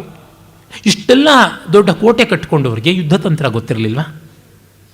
ಅದು ಹೇಗೆ ಮಾಡ್ಕೊಂಡ್ಬಿಟ್ರು? ಇಲ್ಲ, ದ್ರಾವಿಡರಿಗೆ ಕುದುರೆನೇ ಗೊತ್ತಿರಲಿಲ್ಲ, ಭಾರತದಲ್ಲಿ ಕುದುರೆಯೇ ಇರಲಿಲ್ಲ, ಆರ್ಯರು ಸೆಂಟ್ರಲ್ ಏಷ್ಯಾದಿಂದ ಕುದುರೆಗಳ ಮೇಲೆ ಹತ್ತುಕೊಂಡು ದಡ ದಡ ಬಂದುಬಿಟ್ರು ಅಂತ. ಆದರೆ ವೇದಗಳಲ್ಲಿ ಇರುವಂಥ ಕುದುರೆಯ ಉಲ್ಲೇಖವೇ ಬೇರೆ ರೀತಿಯೇ. ಈ ಯುರೋಪ್ನ ಮತ್ತು ಮಧ್ಯ ಏಷ್ಯಾದ ಕುದುರೆಗಳ ರೀತಿಯೇ ಬೇರೆ. ಶಿವಾಲಿಕ್ ಹಾರ್ಸಸ್ ಅಂತ ಹಿಮಾಲಯದ ಪ್ರಾಂತದಲ್ಲಿ ಸಿಗತಕ್ಕಂಥ ಕುದುರೆಗಳಿಗೆ ಪಕ್ಕೆಲುಬುಗಳ ಸಂಖ್ಯೆ ಒಟ್ಟು 34. ಈ ಕಡೆ 17, ಆ ಕಡೆ 17. ಸೊ ಇಟ್ ಈಸ್ 34 ರಿಬ್ಡ್ ಅಂತ ಕರೀತಾರೆ. ಅದೇ ಯುರೋಪ್ನಲ್ಲಿ, ಮಧ್ಯ ಏಷ್ಯಾದಲ್ಲಿ ಸಿಗತಕ್ಕಂಥದ್ದು 36 ರಿಬ್ಡ್, 18 ಜೊತೆ ಪಕ್ಕೆಲುಬುಗಳು ಇರುವಂಥದ್ದು. ಋಗ್ವೇದದ ಅಶ್ವಸೂಕ್ತದಲ್ಲಿ ಮೊದಲನೇ ಮಂಡಲದಲ್ಲೇ ಬರ್ತದೆ 34 ಚತುಸ್ತ್ರಿಂಶತ್ ಅಂತ ಸ್ಪಷ್ಟವಾಗಿ ಮೂಳೆಗಳ ಸಂಖ್ಯೆ ಹೇಳಿದ್ದಾರೆ. ಮೂಳೆಗಳನ್ನು ಎಣಿಸಿದ್ದಾರೆ. ಆ ಕುದುರೆಗಳು ಇಲ್ಲಿಯೇ ಇದ್ದವು ಅಂತ ಗೊತ್ತಾಗುತ್ತೆ. ಆ ಕುದುರೆಗಳ ಅವಶೇಷ ಸಿಕ್ಕಿದೆ. ಅದಕ್ಕಿಂತ ಮಿಗಿಲಾಗಿ ಭೀಮ್ಬೆಟ್ಕ ಅಂತ ಪ್ರಾಚೀನವಾದಂಥ ಒಂದು ಈ ಪ್ರೀಹಿಸ್ಟಾರಿಕ್ ಅಂತ ಏನು ಕರೀತಾರೆ, ಇತಿಹಾಸ ಪೂರ್ವ ಯುಗದ ಆದಿವಾಸಿಗಳು ಚಿತ್ರ ಬರೆದಿರ್ತಕ್ಕಂಥ ಕುದುರೆಗಳ ರೇಖಾಚಿತ್ರ ಇತ್ಯಾದಿ ಎಲ್ಲ ಸಿಗುವಂಥದ್ದನ್ನು ವಿಷ್ಣು ಶ್ರೀಧರ ವಾಕಣಕರ ದೊಡ್ಡ ಸಂಶೋಧಕರು, ಅವರೇ ಸರಸ್ವತಿಯನ್ನು ಕೂಡ ನಮಗೆ ದಕ್ಕಿಸಿಕೊಟ್ಟಂಥ ಮಹಾನುಭಾವರು, ಅವರು ತೋರ್ಪಡಿಸಿಕೊಟ್ರು. ಸುಮಾರು 40,000 ವರ್ಷಗಳ ಹಿಂದಿನ ಚಿತ್ರಗಳಲ್ಲಿಯೇ ಸಿಗುತ್ತೆ. ಆಗಲೇ ಕುದುರೆಗೆ ಅಲಂಕಾರ ಮಾಡಿ ಮೆರವಣಿಗೆ ಮಾಡಿ ತಗೊಂಡು ಹೋಗುವಂಥದ್ದೆಲ್ಲ ಕಾಣಿಸುತ್ತೆ. ಅಶ್ವಮೇಧ ಯಾಗದ ಕುದುರೆಯ ಹೋಲಿಕೆ ಬರುವಂಥದ್ದಾಗಿ ಕಾಣಿಸುತ್ತೆ. ಹೀಗೆಲ್ಲ ವಿವರಗಳು ನಮಗೆ ಸಿಗುತ್ತವೆ. ಯಾಕೆ ಹಂಪಿ ಹತ್ತಿರ ಕೂಡ ಕೆಲವು ಪ್ರಾಚೀನ ಪ್ರಾಗಿತಿಹಾಸದ ರೇಖಾಚಿತ್ರಗಳು ಕಾಣಿಸಿವೆ. ಅಲ್ಲಿ ಕೂಡ ಕುದುರೆಯದು ಲಕ್ಷಣಗಳು ನಮಗೆ ಕಂಡಿವೆ. ಜೊತೆಗೆ ಮೇಕೆ ಮೊದಲಾದಂಥ ಸಂಶೋಧಕರು ದಕ್ಷಿಣ ಭಾರತದಲ್ಲೇ ಕುದುರೆಯ ಅವಶೇಷಗಳು ಸಿಕ್ಕಿರುವಂಥದ್ದನ್ನು ಪ್ರೂವ್ ಮಾಡಿ ತೋರಿಸಿದ್ದಾರೆ. ಸ್ವಯಂ ಹರಪ್ಪ ಮೊದಲಾದ ಈ ಯಾವ ಸಿಂಧು ಸರಸ್ವತಿ ಸಂಸ್ಕೃತಿಯ ಉತ್ಖನನಗಳಲ್ಲಿಯೇ ನಮಗೆ ಕುದುರೆಗಳ ಅಸ್ಥಿಪಂಜರಗಳೆಲ್ಲ ಸಿಕ್ಕಿರೋದು ಗೊತ್ತಾಗಿದೆ. ಅವರೆಲ್ಲ ಕುದುರೆ ಮೇಲೆ ಹತ್ಕೊಂಡು ಬಂದು ಧ್ವಂಸ ಮಾಡಿದ್ರು ಅನ್ನೋದು ಮೊದಲಿಗೆ ಸುಳ್ಳು ಅಂತ ಗೊತ್ತಾಗುತ್ತೆ. ಮತ್ತು ಇವರು ದೇವೇಂದ್ರ ಆ ದ್ರಾವಿಡರನ್ನೆಲ್ಲ ಓಡಿಸ್ದ, ಅವರ ಊರುಗಳನ್ನೆಲ್ಲ ಧ್ವಂಸ ಮಾಡ್ದ ಪುರಂದರ ಅಂತ. ವಸ್ತುತಃ ಈ ದ್ರಾವಿಡರೆಲ್ಲ ಅಲ್ಲಿ ಯಾರೂ ಇದ್ದಿದ್ದು ಆರ್ಯರ ಒಳಗಿಂದೇ, ಅಂದರೆ ಒಂದೇ ಭಾರತೀಯರ ಒಳಗಿನೇ, ಒಂದೇ ಜನಾಂಗವೇ, ಬೇರೆ ಯಾವುದೂ ಅಲ್ಲ. ಅದರೊಳಗಿದ್ದಂತಹ ಧೂರ್ತರು, ಯಾರು ಸಂಸ್ಕೃತಿಹೀನರು, ಯಾರು ತ್ಯಾಗ ಆದರ್ಶಗಳನ್ನು ನಿರಾಕರಿಸ್ತಾರೋ ಅಂಥವರು ಪಣಿಗಳು ಅಂತ ಕರೀತಾರೆ. ಅವ್ರಿಗೆ ಇದನ್ನೆಲ್ಲ ಬಲ್ಲವರೇ, ಅವರು ಬಿಟ್ಟು ಹೋದರು. ಅವ್ರನ್ನ ಅಸುರರು ಅಂತಲೂ ಕರೆದರು. ಅಸುರ ಪೂರ್ವದೇವಾಹ ಅಂತ, ದೇವತೆಗಳ ಅಣ್ಣಂದಿರು ಅವರು ಅಂತ. ಕಶ್ಯಪ ಪ್ರಜಾಪತಿಗೆ ಇರುವ ಅನೇಕ ಸಂತಾನದಲ್ಲಿ ರಾಕ್ಷಸ ಸಂತಾನವೂ ಒಂದು, ದೇವ ಸಂತಾನವೂ ಒಂದು ಅಂತ. ಯಾರು ಯಜ್ಞವನ್ನು ಮಾಡೋದಿಲ್ಲ, ಯಜ್ಞ ಸಂಸ್ಕೃತಿ ಅಂದರೆ ತ್ಯಾಗ ಸಂಸ್ಕೃತಿಯನ್ನು ಗೌರವಿಸೋಲ್ಲ, ಅವರು ರಾಕ್ಷಸರು ಅಂತ ಆದರು. ಆದರೆ ಅವರು ಆರ್ಥಿಕವಾಗಿ ಬಲಿಷ್ಠ ಆಗಿಬಿಟ್ರು. ನೀತಿ ನಿಯಮ ಬಿಟ್ಟಾಗ ಎಲ್ಲ ಬಂದುಬಿಡುತ್ತಲ್ಲ, ಹಾಗಾಗಿಬಿಟ್ಟಿತ್ತು. ಅವರ ಊರುಗಳನ್ನು, ಅವರ ಅನೈತಿಕ ವ್ಯವಹಾರಗಳನ್ನು ಬಯಲು ಮಾಡಿದ್ದು ಅಂತ ನಮಗೀಗ ಚೆನ್ನಾಗಿ ಗೊತ್ತಾಗ್ತಾ ಇದೆ. ಮತ್ತು ಅನಸಹ ಅಂತನ್ನುವುದಕ್ಕೆ ಗೌರವ ಇಲ್ಲದೇ ಇದ್ದವರು, ಮರ್ಯಾದೆ ಇಲ್ಲದೇ ಇದ್ದವರು ಅನ್ನುವ ಇಡಿಯಂ ಇರುವಂಥದ್ದು. ಆ ನುಡಿಗಟ್ಟಿದ್ದೇ ಇದೆ. ಮೂಗು ಮುರಿದ್ರು ಅವ್ರಿಗೆ ಏನರ್ಥ, ಮೂಗನ್ನು ಕುಯ್ದರು ಅಂತಲ, ಅವಮಾನ ಮಾಡಿ ಕಳಿಸಿದ್ರು, ಗೌರವನೀಯರಲ್ಲ ಅಂತ. ಯಾರು ಸಾಂಪ್ರದಾಯಿಕವಾದ ಶಾಸ್ತ್ರಾದಿಗಳನ್ನು ಬಲ್ಲವರಾಗಿರಲಿಲ್ಲ, ಮತ್ತು ಯಾರು ಸ್ನಿಗ್ಧವಾಚರು, ಮಧುರವಾಕ್ಯಗಳು, ಪ್ರೀತಿಯಿಂದ ಮಾತನಾಡುವವರಾಗ್ತಾರೆ, ಅವರಲ್ಲದೇ ಇದ್ದವರು ಮೃದ್ಧವಾಚ ಅಂತ. ಸ್ನಿಗ್ಧವಾಚರಲ್ಲದೇ ಇದ್ದವರು ಮೃದ್ಧವಾಚರು, ಒಳ್ಳೆಯ ರೀತಿಯಲ್ಲಿ ಮಾತನ್ನು ನುಡಿಯೋದಿಲ್ಲ, ಮಾತುಗಳನ್ನು ಮೈಲಿಗೆ ಮಾಡ್ತಾರೆ ಅನ್ನುವಂಥವರಾದರು. ಹೀಗೆ ಅವರಿಗಿರುವ ವಿಶೇಷಣಗಳು. ಮತ್ತು ಶಿಷ್ಟದೇವಾಹ ಅಂತಂದರೆ ಶಿವಲಿಂಗ ಪೂಜೆ ಮಾಡುವುದು ಅಂತ ಅಲ್ಲವೇ ಅಲ್ಲ. ನಿರುಕ್ತಕಾರರಿಂದ ಮೊದಲುಗೊಂಡು ಸಾಯಣಾಚಾರ್ಯರವರೆಗೆ ವೇದ ಭಾಷ್ಯಕಾರರೆಲ್ಲ ಶಿಷ್ಣದೇವಾಹ ಅಬ್ರಹ್ಮಚರ್ಯೆಯ ದೀವ್ಯಂತಿ ಇತ್ಯರ್ಥ ಅಂತ. ಬ್ರಹ್ಮಚರ್ಯವನ್ನು, ಜಿತೇಂದ್ರಿಯತ್ವವನ್ನು ಬಿಟ್ಟು ಕೇವಲ ಆಹಾರ ನಿದ್ರಾ ಭಯಮೈಥುನಗಳಲ್ಲಿಯೇ ಮುಳುಗಿರ್ತಕ್ಕಂಥವ್ರಿಗೆ ಶಿಷ್ಣದೇವಾಹ ಅಂತ ಹೆಸರು ಅಂತ. ಈಗಲೂ ಶಿಷ್ಣೋದರ ಪರಾಯಣಾಹ ಅಂತ ಹೇಳುವಂಥ ಮಾತು ಇಡಿಯಂ ಆಗಿ ಸಂಸ್ಕೃತದಲ್ಲಿ ಉಳಿದಿದೆ. ಹಾಗಾಗಿ ಅವರು ಕೇವಲ ಮೆಟೀರಿಯಲಿಸ್ಟ್ಗಳಾದವರು, ಭೋಗೈಕವಾದಿಗಳೇ ಹೊರತುನುವೆ ಯೋಗವಾದಿಗಳು ಅಲ್ಲ ಅಂತ. ಎಲ್ಲ ಕಾಲದಲ್ಲಿಯೂ ಒಂದೇ ಮನೆಯಲ್ಲಿಯೂ ಒಂದೇ ಮನಸ್ಸಿನಲ್ಲಿಯೂ ಈ ದ್ವಂದ್ವಗಳಿದ್ದೇ ಇರುತ್ತೆ. ತ್ಯಾಗ ಭೋಗಗಳ ಮಧ್ಯೆ, ರಾಗ ವಿರಾಗಗಳ ಮಧ್ಯೆ, ಶ್ರೇಯಸ್ಸು ಪ್ರೇಯಸ್ಸುಗಳ ಮಧ್ಯೆ ಸಂಘರ್ಷ ಇರುತ್ತೆ. ಒಂದು ಜನಾಂಗದಲ್ಲಿ, ಒಂದು ದೇಶದ ಜನರಲ್ಲಿ ಇರುವುದು ಅತಿಶಯ ಅಲ್ಲ, ಇಲ್ಲದೇ ಇದ್ದರೆ ಆಶ್ಚರ್ಯ ಅಷ್ಟೇ. ನಾವೀಗ ಹೇಳ್ಬೋದೇ ಅಮೇರಿಕಾದವರೆಲ್ಲ ಹಾದರಗಿತ್ತೀರು, ಅಮೇರಿಕಾದವರೆಲ್ಲ ತಲೆ ಹಿಡಕರು ಅಂತ. ಅಲ್ಲಿ ಇಲ್ಲವೇ ಜ್ಞಾನ ವೈರಾಗ್ಯ ಸಂಪನ್ನರು, ಅಲ್ಲಿ ಇಲ್ಲವೇ ಸಜ್ಜನರು, ಸಾತ್ವಿಕರು, ಅವರವರಲ್ಲಿಯೇ ಸೆಣಸಾಟ ಸಂಘರ್ಷ ಇದ್ದದ್ದೇ ಆಗಿರ್ತದೆ. ಅದು ಕ್ರಿಸ್ತನನ್ನು ತೆಗೆದುಕೊಳ್ಳಿ, ಪೈಗಂಬರನ್ನು ತೆಗೆದುಕೊಳ್ಳಿ, ಎಲ್ಲಿಯೂ ಈ ದ್ವಂದ್ವ ಇದ್ದೇ ಇರ್ತದೆ. ಅದು ಇಡೀ ವಿಶ್ವದ ಸಾಮಗ್ರಿ ಆಗಿದೆ, ಅದು ಇಲ್ಲಿಯೂ ಇದೆ ಅಂತಂದರೆ ಯುಕ್ತವಾಗುತ್ತದೆ. ಅಂಥದ್ದನ್ನು ನಾವು ಹೇಳ್ತಾ ಇರೋದು ವೇದದಲ್ಲಿ, ಬೇರೆ ಯಾವುದೂ ಅಲ್ಲ. ಇವನ್ನೆಲ್ಲವನ್ನೂ ಕೂಡ ಅವರು ತಿರುಚಿ ಮರೆಸಿ ಮಾಡಿದ್ರು. ಇವತ್ತು ನಮ್ಮ ಸೋಕಾಳು ಬುದ್ಧಿಜೀವಿಗಳು ಇದನ್ನು ಬೆಣ್ಣೆ ಸಕ್ಕರೆ ಹಾಕ್ಕೊಂಡು ಅಂತ ನೆಕ್ತಿದ್ದೀವಿ ಅಂತ ಹೇಳ್ಬಿಟ್ಟಿದನು ಸಗಣಿ ಸಮೇತ ನೆಕ್ತಾ ಇದ್ದಾರೆ. ಅದು ಆಗಿರುವ ಅನರ್ಥ. ನಮ್ಮ ಪ್ರತಿಯೊಂದು ವಿಶ್ವವಿದ್ಯಾಲಯದಲ್ಲೂ ಆ ಶನಿ ಸಂತಾನ ಸೇರಿ ಮಾಡುವಂಥ ಅನರ್ಥ ಅಷ್ಟಿಷ್ಟಲ್ಲ. ಒಂದು ಕಡೆ ಕಾಲ್ಡ್ವೆಲ್, ಇನ್ನೊಂದು ಕಡೆ ಮ್ಯಾಕ್ಸ್ ಮುಲ್ಲರ್, ಹೀಗೆ ಉತ್ತರ ದಕ್ಷಿಣ ಅಂತ ಭೇದ ಮಾಡುವುದಕ್ಕೆ ಕಾರಣರಾದರು. ಆದರೆ ಕಾಲ್ಡ್ವೆಲ್ಗಿಂತ ಕೋಟಿ ಪಾಲು ದೊಡ್ಡ ತಮಿಳು ವಿದ್ವಾಂಸ, ಇಡೀ ತಮಿಳು ಸಾಹಿತ್ಯದ ಪ್ರಾಚೀನತೆಯನ್ನೆಲ್ಲ ಸಾಬೀತು ಮಾಡಿದಂಥ ವಿದ್ವಾಂಸರು, ಸಮಗ್ರವಾದಂಥ ಸಂಗಮ್ ಸಾಹಿತ್ಯವನ್ನು ಅಷ್ಟನ್ನು ಹಸ್ತಪ್ರತಿಯಿಂದ ಬೆಳಕಿಗೆ ತಂದ ತಪಸ್ವಿ ಊವೆ ಸ್ವಾಮಿನಾಥಯ್ಯರವರು. ಅವರು ಬರೀತಾರೆ, ದ್ರಾವಿಡ ಅಂತ ಈಗ ಕರೆಯುವಂಥ ಭಾಷೆಯನ್ನು ರೂಪಿಸಿದವರೆಲ್ಲ ಆರ್ಯರೇ ಅಂತ. ಅಷ್ಟೇಕೆ ತಮಿಳಿನಲ್ಲಿಯೇ ಉಲ್ಲೇಖಗಳು ಬೇಕಾದಷ್ಟಿವೆ. ಶಿವ ಡಮರುಗವನ್ನು ನುಡಿಸಿದಾಗ ಒಂದು ಮುಖದಿಂದ ಸಂಸ್ಕೃತ, ಮತ್ತೊಂದು ಮುಖದಿಂದ ತಮಿಳ್ ಬಂತು ಅಂತ. ಇವರ ದ್ರಾವಿಡ ದೈವಂ ಅಂತ ಹೇಳ್ತಕ್ಕಂಥ ಶಿವ ಹಿಮಾಲಯದಲ್ಲಿ ಕೂತಿರೋದು. ಶಬರಿಮಲೆ ಇಲ್ವೇ, ಸ್ವಾಮಿಮಲೆ ಇಲ್ವೇ, ನೀಲಮಲೆ ಇಲ್ವೇ? ಯಾತಕ್ಕೆ ಸಮುದ್ರದೊಳಗೆ ಯಾಕೆ ಹೋಗಿ ಕೂತ್ಕೋಬಾರ್ದಾಗಿತ್ತು? ಈ ಆರ್ಯರನ್ನ ಎತ್ತಿ ಹಿಡಿತಕ್ಕಂಥ ದ್ರಾವಿಡ ದ್ವೇಷಿಯಾದಂಥ ವಿಷ್ಣು ಸಮುದ್ರದಲ್ಲಿ ಮಲಗಿರೋದು. ಉತ್ತರ ಭಾರತದಲ್ಲಿ ಎಲ್ಲಿದೆ ಸಮುದ್ರ? ದಕ್ಷಿಣ ಭಾರತದಲ್ಲೇ ತಾನೇ ಸಮುದ್ರ ಇರತಕ್ಕಂಥದ್ದು. ಅಂದರೆ ಈ ಕಾಮನ್ ಸೆನ್ಸ್ ಇಲ್ಲದೆ ಇಷ್ಟೆಲ್ಲ ವಾದಗಳನ್ನು, ಕುಹಕಗಳನ್ನು ಮಾಡಿದ್ದಾರೆ ಅಂತ ಗೊತ್ತಾಗುತ್ತದೆ. ಮತ್ತು ತಮಿಳಿಗೆ ಮೊದಲು ವ್ಯಾಕರಣ ಬರೆದವರು ಯಾರು? ಅಹತ್ಯಂ ಅಂತ ಅಗಸ್ತ್ಯ ಮಹರ್ಷಿಗಳು ವ್ಯಾಕರಣ ಬರೆದಿತ್ತು. ಅಗಸ್ತ್ಯರು ಯಾರು? ಋಗ್ವೇದದ ಮಹಾಮಹನೀಯರಾದಂಥ ಋಷಿಗಳು ಅಂತ. ಅವರು ಬಂದು ಇವ್ರಿಗೆ ಗ್ರಾಮರ್ ಬರೀಬೇಕೆ? ಇವರಿಗೆ ಅಷ್ಟು ಗತಿ ಇರಲಿಲ್ವಾ? ಅದು ಇನ್ನೊಂದು ಕಾಲ್ಡ್ವೆಲ್ ಕೆಲಸವೇ? ಅವರು ಈ ಥರದ್ದು ಏನು ಉಪದ್ವ್ಯಾಪ ಮಾಡಿಲ್ಲ. ಅಲ್ಲಿ ಯಾವುದು ಪೊಲಿಟಿಕಲ್ಲು ಮಾರಲ್ ರೀಸನ್ ಏನೂ ಅಲ್ಲಿಲ್ಲ. ಅಗತ್ಯಂ ಅನ್ನುವಂಥ ಗ್ರಂಥ ಈಗಲೂ ನಮಗೆ ಉಪಲಬ್ಧ ಇರುವಂಥದ್ದು.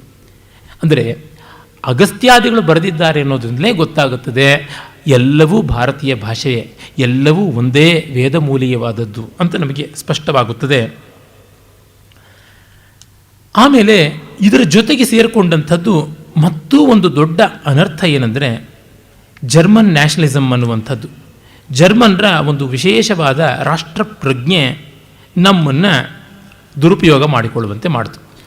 ಜರ್ಮನ್ ನ್ಯಾಷನಲಿಸಮ್, ಜರ್ಮನ್ ರಾಷ್ಟ್ರೀಯತಾವಾದ ಅದು ಒಟ್ಟಿಗೆ ಸೇರಿಕೊಳ್ತು. ಅದು 18ನೇ ಶತಮಾನದಲ್ಲಿಯೇ ತುಂಬ ಕಷ್ಟಕ್ಕೆ ಒಳಗಾಗಿದ್ದ ದೇಶ. ಫ್ರಾನ್ಸ್, ಆಸ್ಟ್ರಿಯಾ, ಪ್ರಷ್ಯಾ ಮೊದಲಾದಂಥ ದೇಶಗಳು ಜರ್ಮನಿಗೆ ಮಾಡಿದ ಅನಾಹುತ, ಅತ್ಯಾಚಾರದಿಂದ ಅವರು ನೊಂದಿದ್ರು. ಜರ್ಮನಿ ಎಲ್ಲ ತುಂಡು ತುಂಡಾಗಿಬಿಟ್ಟಿತ್ತು. ಆಗ ಬಿಸ್ಮಾರ್ಕ್ ಬಂದು ಯೂನಿಫಿಕೇಷನ್ ಆಫ್ ಜರ್ಮನಿ ಅಂತ ಒಂದು ದೊಡ್ಡದಾಗಿ ಮಾಡಿದ. ಆ ಜರ್ಮನಿಯನ್ನೆಲ್ಲ ಒಟ್ಟುಗೂಡಿಸ್ದ. ಆಗ ಜರ್ಮನ್ರೆಲ್ಲ ಸುಸಂಘಟಿತರಾದರು. ಜರ್ಮನ್ರಿಗಾದ ಅನ್ಯಾಯವನ್ನು ಪ್ರತಿರೋಧಿಸಬೇಕು, ಅದಕ್ಕೆ ಸೇಡು ತೀರಿಸ್ಕೊಳ್ಬೇಕು ಅಂತ ಬಂತು. ಆ ಹೊತ್ತಿಗೆ ಅವರಿಗೆ ತಾವು ದೊಡ್ಡವರು ಅಂತ ಹೇಳ್ಕೊಳ್ಬೇಕು ಅನಿಸ್ತು. ಆದರೆ ಕ್ರೈಸ್ತ ಮತ ಅಲ್ಲಿ ತಾಂಡವ ಆಡ್ತಾ ಇತ್ತು. ಈ ಕ್ರೈಸ್ತ ಮೂಲೀಯತೆಯನ್ನು ಕತ್ತರಿಸಿಕೊಳ್ಬೇಕು ಅನ್ನುವಂತೆ ಆಯಿತು. ಆದರೆ ಜನಕ್ಕೆಲ್ಲ ನಂಬಿಕೆ ಬಂದುಬಿಟ್ಟಿದೆ, ಆಗ್ತಾ ಇಲ್ಲ. ನಾವು ಮತದಿಂದ ಕ್ರೈಸ್ತರಾದರೂ ರಕ್ತದಿಂದ ಕ್ರೈಸ್ತರಲ್ಲ. ರಕ್ತದಿಂದ ನಾವು ಸೆಮೆಟಿಕ್, ಜೂಯಿಷ್, ಜೂಡಾಯಿಸಮ್ನ ಮೂಲದವರು ನಾವಲ್ಲ ಅಂತ ನಾವು ಬೇರೆ ಇನ್ನೆಲ್ಲೋ ತೆಗೆದುಕೊಳ್ಬೇಕು ಅಂತ ಅನ್ನಿಸ್ತು. ಆ ಹೊತ್ತಿಗೆ ಹಂಬೋಲ್ಟ್ ಇರ್ಬೋದು, ಫ್ರೆಡ್ರಿಕ್ ಶ್ಲೆಗಲ್ ಇರ್ಬೋದು, ಮತ್ತು ವಿಲ್ಮೆನ್ ಶ್ಲೇಗಲ್ ಇರ್ಬೋದು, ಶೋಪನ್ ಹ್ಯಾವರ್ ಇರ್ಬೋದು, ಅಥವಾ ಹೆಗಲ್ ಇರ್ಬೋದು. ಇವರುಗಳೆಲ್ಲರೂ ಕೂಡ ಭಾರತವೇ ದೊಡ್ಡದು ಅಂತ ಭಾವಿಸಿಕೊಂಡಿದ್ರು. ಹಂಬೋಲ್ಟ್ 1827 ಹೇಳಿದ ಜಗತ್ತಿನ ಅತ್ಯಂತ ಉದಾತ್ತ ಗಂಭೀರವಾದ ಗ್ರಂಥ ಅಂದರೆ ಭಗವದ್ಗೀತೆ ಅಂತ. ಆ ಶೋಪನ್ ಹ್ಯಾವರ್ ಹೇಳ್ತಾನೆ, ಉಪನಿಷತ್ತುಗಳಿಗಿಂತ ಉನ್ನತವಾದ ಸಂದೇಶ ಇನ್ನೆಲ್ಲೂ ಸಿಗೋದಿಲ್ಲ ಅಂತ. ಮತ್ತು ನಮಗೆ ಇರುವುದು ಎರಡೇ ದಿಕ್ಕು, ಒಂದು ಭಾರತ ಅಥವಾ ಚೈನಾ. ಆ ಮೂಲವನ್ನು ಒಪ್ಪಿಕೊಳ್ಬೇಕು, ನಮಗೆ ತುಂಬ ಒಳ್ಳೆಯದು ಅನಿಸೋದು ಭಾರತ ಅಂತ. ಹಾಗಾಗಿ ಭಾರತವನ್ನು ನಾವು ಆದರ್ಶವಾಗಿ ತೆಗೆದುಕೊಳ್ಬೇಕು ಅಂತ ಅನ್ನಿಸ್ತು. ಆ ಭಾರತವನ್ನು ಆದರ್ಶವಾಗಿ ತೆಗೆದುಕೊಳ್ಬೇಕು ಅಂತ ಅನ್ನಿಸಿದಾಗ ಆರ್ಯರು ನಾವು ಅಂತ ಅಂದುಕೊಂಡ್ಬಿಟ್ರು. ಅಷ್ಟೊತ್ತಿಗೆ Aryan languages, Indo Aryan, Indo European ಅಂತ ಈ ಮೋನಿಯರ್ ವಿಲಿಯಮ್ಸು, ಮ್ಯಾಕ್ಸ್ ಮಿಲ್ಲರು ಮತ್ತು ಅವರುಗಳಿಗೆ ಹಿಂದಿಯೇ ಸರ್ ವಿಲಿಯಂ ಜೋನ್ಸ್ ಇವರೆಲ್ಲ ಮಾಡಿಕೊಂಡು ಬಂದದ್ದು ಯಾವುದಿತ್ತು ಅದು ಅವರಿಗೆ ಅನಾಮತ್ತಾಗಿ ಸಿಕ್ಕಿಬಿಡ್ತು. ಜೊತೆಗಾಗಲೇ ಈ ಭಾರತೀಯವಾದ ಒಂದು ಲಾಂಛನ ಸ್ವಸ್ತಿಕ ಇದೆಯಲ್ಲ, ಅದು ಸರ್ವತ್ರ ವ್ಯಾಪಿಯಾದದ್ದು. ನಮ್ಮ ಶ್ರೀಕಂಠಶಾಸ್ತ್ರಿಗಳು ವಿಶ್ವವ್ಯಾಪಿ ಸ್ವಸ್ತಿಕ ಅಂತ ಅದ್ಭುತವಾದ ಲೇಖನ ಬರೆದಿದ್ದಾರೆ. ಈಚೆಗೆ ಮತ್ತೊಂದು ಸ್ವಸ್ತಿಕದ ಬಗ್ಗೆ ಒಂದು ಒಳ್ಳೆಯ ಪುಸ್ತಕವೂ ಕೂಡ ಬಂದಿದೆ. ಆ ಸ್ವಸ್ತಿಕ ಜೈನರಿಗೂ ಪವಿತ್ರ, ಬೌದ್ಧರಿಗೂ ಪವಿತ್ರ, ಸನಾತನ ಧರ್ಮೀಯರಿಗಂತೂ ಪರಮ ಪವಿತ್ರ. ಇಂಡಸ್ ಸಿವಿಲೈಸೇಷನಿನ ಆ ಮುದ್ರಿಕೆಗಳಲ್ಲಿ, ಸೀಲ್ಸಲ್ಲಿ ಸ್ವಸ್ತಿಕ ಸರಮಾಲಿಯಾಗಿ ಕಾಣಿಸ್ಕೊಳ್ತಾ 5 ಸ್ವಸ್ತಿಕಗಳಿರುವಂಥ ಒಂದು ತುಣಿಕೆ ನಮಗೆ ಸಿಕ್ಕಿದೆ. ಅದು ಪಂಚಸ್ವಸ್ತಿಕ ಮಂತ್ರವೇ ಆಗಿದೆ, ಇನ್ಯಾವುದೂ ಅಲ್ಲ ಅಂತ ಗೊತ್ತಾಗುತ್ತೆ. ಸ್ವಸ್ತಿನ ಇಂದ್ರೋ ವೃದ್ಧಶ್ರವ ಇತ್ಯಾದಿಯಾಗಿ ಆ ಮಂತ್ರದ ಸಂವಾದಿಯೇ ಅಲ್ಲಿರುವಂಥದ್ದು ಅಂತ ನಟವರ್ಜ, ರಾಜಾರಾಮ್ ಮೊದಲಾದವರು ತೋರ್ಪಡಿಸಿದ್ದಾರೆ. ಆ ಸ್ವಸ್ತಿಕವನ್ನು ಅವ್ರು ಇಟ್ಕೊಂಡ್ಬಿಟ್ರು. ವಸ್ತುತಃ ಸ್ವಸ್ತಿಕ ಯಜ್ಞದಲ್ಲಿ ಅರಣಿಗಳ ಮಥನ ಆಗುತ್ತದಲ್ಲ, ಅದರ ಸಂಕೇತವಾಗಿ ಬಂದದ್ದು. 2 ಅರಣಿಗಳನ್ನು ಇಟ್ಟು ಉಜ್ಜಿ ಮಥನ ಮಾಡುವಂಥದ್ದು ಶತಪಥ ಬ್ರಾಹ್ಮಣದಲ್ಲಿ ಬರುವಂಥ ಉಲ್ಲೇಖದಿಂದ ಕೂಡ ಗೊತ್ತಾಗುತ್ತದೆ. ಆ ಅರಣಿಗಳ ಮಥನಕ್ಕೆ ಸಂಬಂಧಪಟ್ಟ ಸ್ವಸ್ತಿಕವನ್ನು ಇವರು ಲಾಂಛನವಾಗಿಟ್ಟುಕೊಂಡು ನಾಝಿಸಮ್ ಆಗ ಬೆಳವಣಿಗೆ ಆಗ್ತಾ ಬಂತು. ಹಿಟ್ಲರ್ನಂಥ ಒಬ್ಬ ನರಮೇಧ ಮಾಡುವ ವ್ಯಕ್ತಿ ಹುಟ್ಟೋದಕ್ಕೆ ಭಾರತ ದೇಶದ ಆರ್ಯತ್ವಕ್ಕೆ ತಳಿಕೆ ಹಾಕುವ ಸ್ಥಿತಿ ಬಂದ್ಬಿಡ್ತು. ಈಗಲೂ ಅಷ್ಟೇ ಹಿಟ್ಲರ್ನ ಕೆಲಸ ಮಾಡ್ತಾ ಇದ್ದಾರೆ. ಈಗಲೂ ಇವರು ಮಾಡ್ತಾ ಇರೋದು ನಾಝಿಸಮ್ಮು, ಇವರೀಗ ಮಾಡ್ತಾ ಇರೋದು ದೌರ್ಜನ್ಯ, ಇವರೀಗ ಮಾಡ್ತಾ ಇರ್ತಕ್ಕಂಥದ್ದು ಫ್ಯಾಸಿಸಮ್ಮು ಅಂತ ಕಮ್ಯುನಿಸ್ಟ್ಗಳು ಮಾತೆತ್ತಿದ್ರೆ ದಬಾಯಿಸ್ತಾರಲ್ಲ, ಅದೆಲ್ಲ ಅವರು ನಮ್ಮಿಂದ ಕದ್ದುಕೊಂಡಿದ್ದು ಅಂತ. ಅವರು ತಪ್ಪಾಗಿ ಗ್ರಹಿಸಿಕೊಂಡು ಮಾಡಿಕೊಂಡಿದ್ದು ಆರ್ಯ ಅನ್ನುವ ಒಂದು ಜನಾಂಗ ಇದೆ ಅಂತ. ವಸ್ತುತಃ ಈ ಜನಾಂಗೀಯವಾದವೇ ಅಪಕ್ವವಾದ, ರೇಷಿಯಲ್ ಥಿಯರಿ ಅನ್ನೋದೇ ಇಲ್ಲ. ಆ ಬಗ್ಗೆ ಮಾಲಿಕ್ಯುಲಾರ್ ಜೆನೆಟಿಕ್ಸ್ ಅಂತ ಈಚೆಗೆ ಒಂದು ದೊಡ್ಡ ಶಾಸ್ತ್ರ ಬೆಳೆದು ತುಂಬ ವಿವರಗಳನ್ನು ಕೊಟ್ಟಿದೆ. ಜನಾಂಗೀಯವಾದ ನಿಷ್ಪ್ರಯೋಜಕವಾದದ್ದು, ಅದು ಏನನ್ನೂ ಮಾಡೋಲ್ಲ ಅಂತ. ಅದು ವೈಟ್ ಮ್ಯಾನ್ ಸುಪೀರಿಯಾರಿಟಿ ಕಾಂಪ್ಲೆಕ್ಸ್ ಇತ್ತಲ್ಲ, ಬೆಳ್ಳಗಿರಬೇಕು, ತಲೆ ಕೂದಲು ಕೆಂಚಿಗಿರಬೇಕು, ಕಣ್ಣು ಬೆಕ್ಕಿನ ಕಣ್ಣು ಥರ ಇರಬೇಕು ಅಂತ ಐಶ್ವರ್ಯ ರೈವರೆಗೂ ಆ ವ್ಯಾಧಿ ವ್ಯಾಪಿಸಿದೆ. ನಮ್ಮ ಹುಡುಗಿಯರು ಇನ್ನೂ ತಾಲೀಮು ಮಾಡ್ತಾನೇ ಇದ್ದಾರೆ, ಆ ಬಗ್ಗೆ ನಡೀತಾನೇ ಇದೆ. ಆ ವ್ಯಾಧಿಗಳು ಇನ್ನೂ ಹೋಗಿಲ್ಲ. ಆ ಒಂದು white man superiority, European superiority ಇವರು ಕಂಡುಕೊಂಡ್ಬಿಟ್ರು.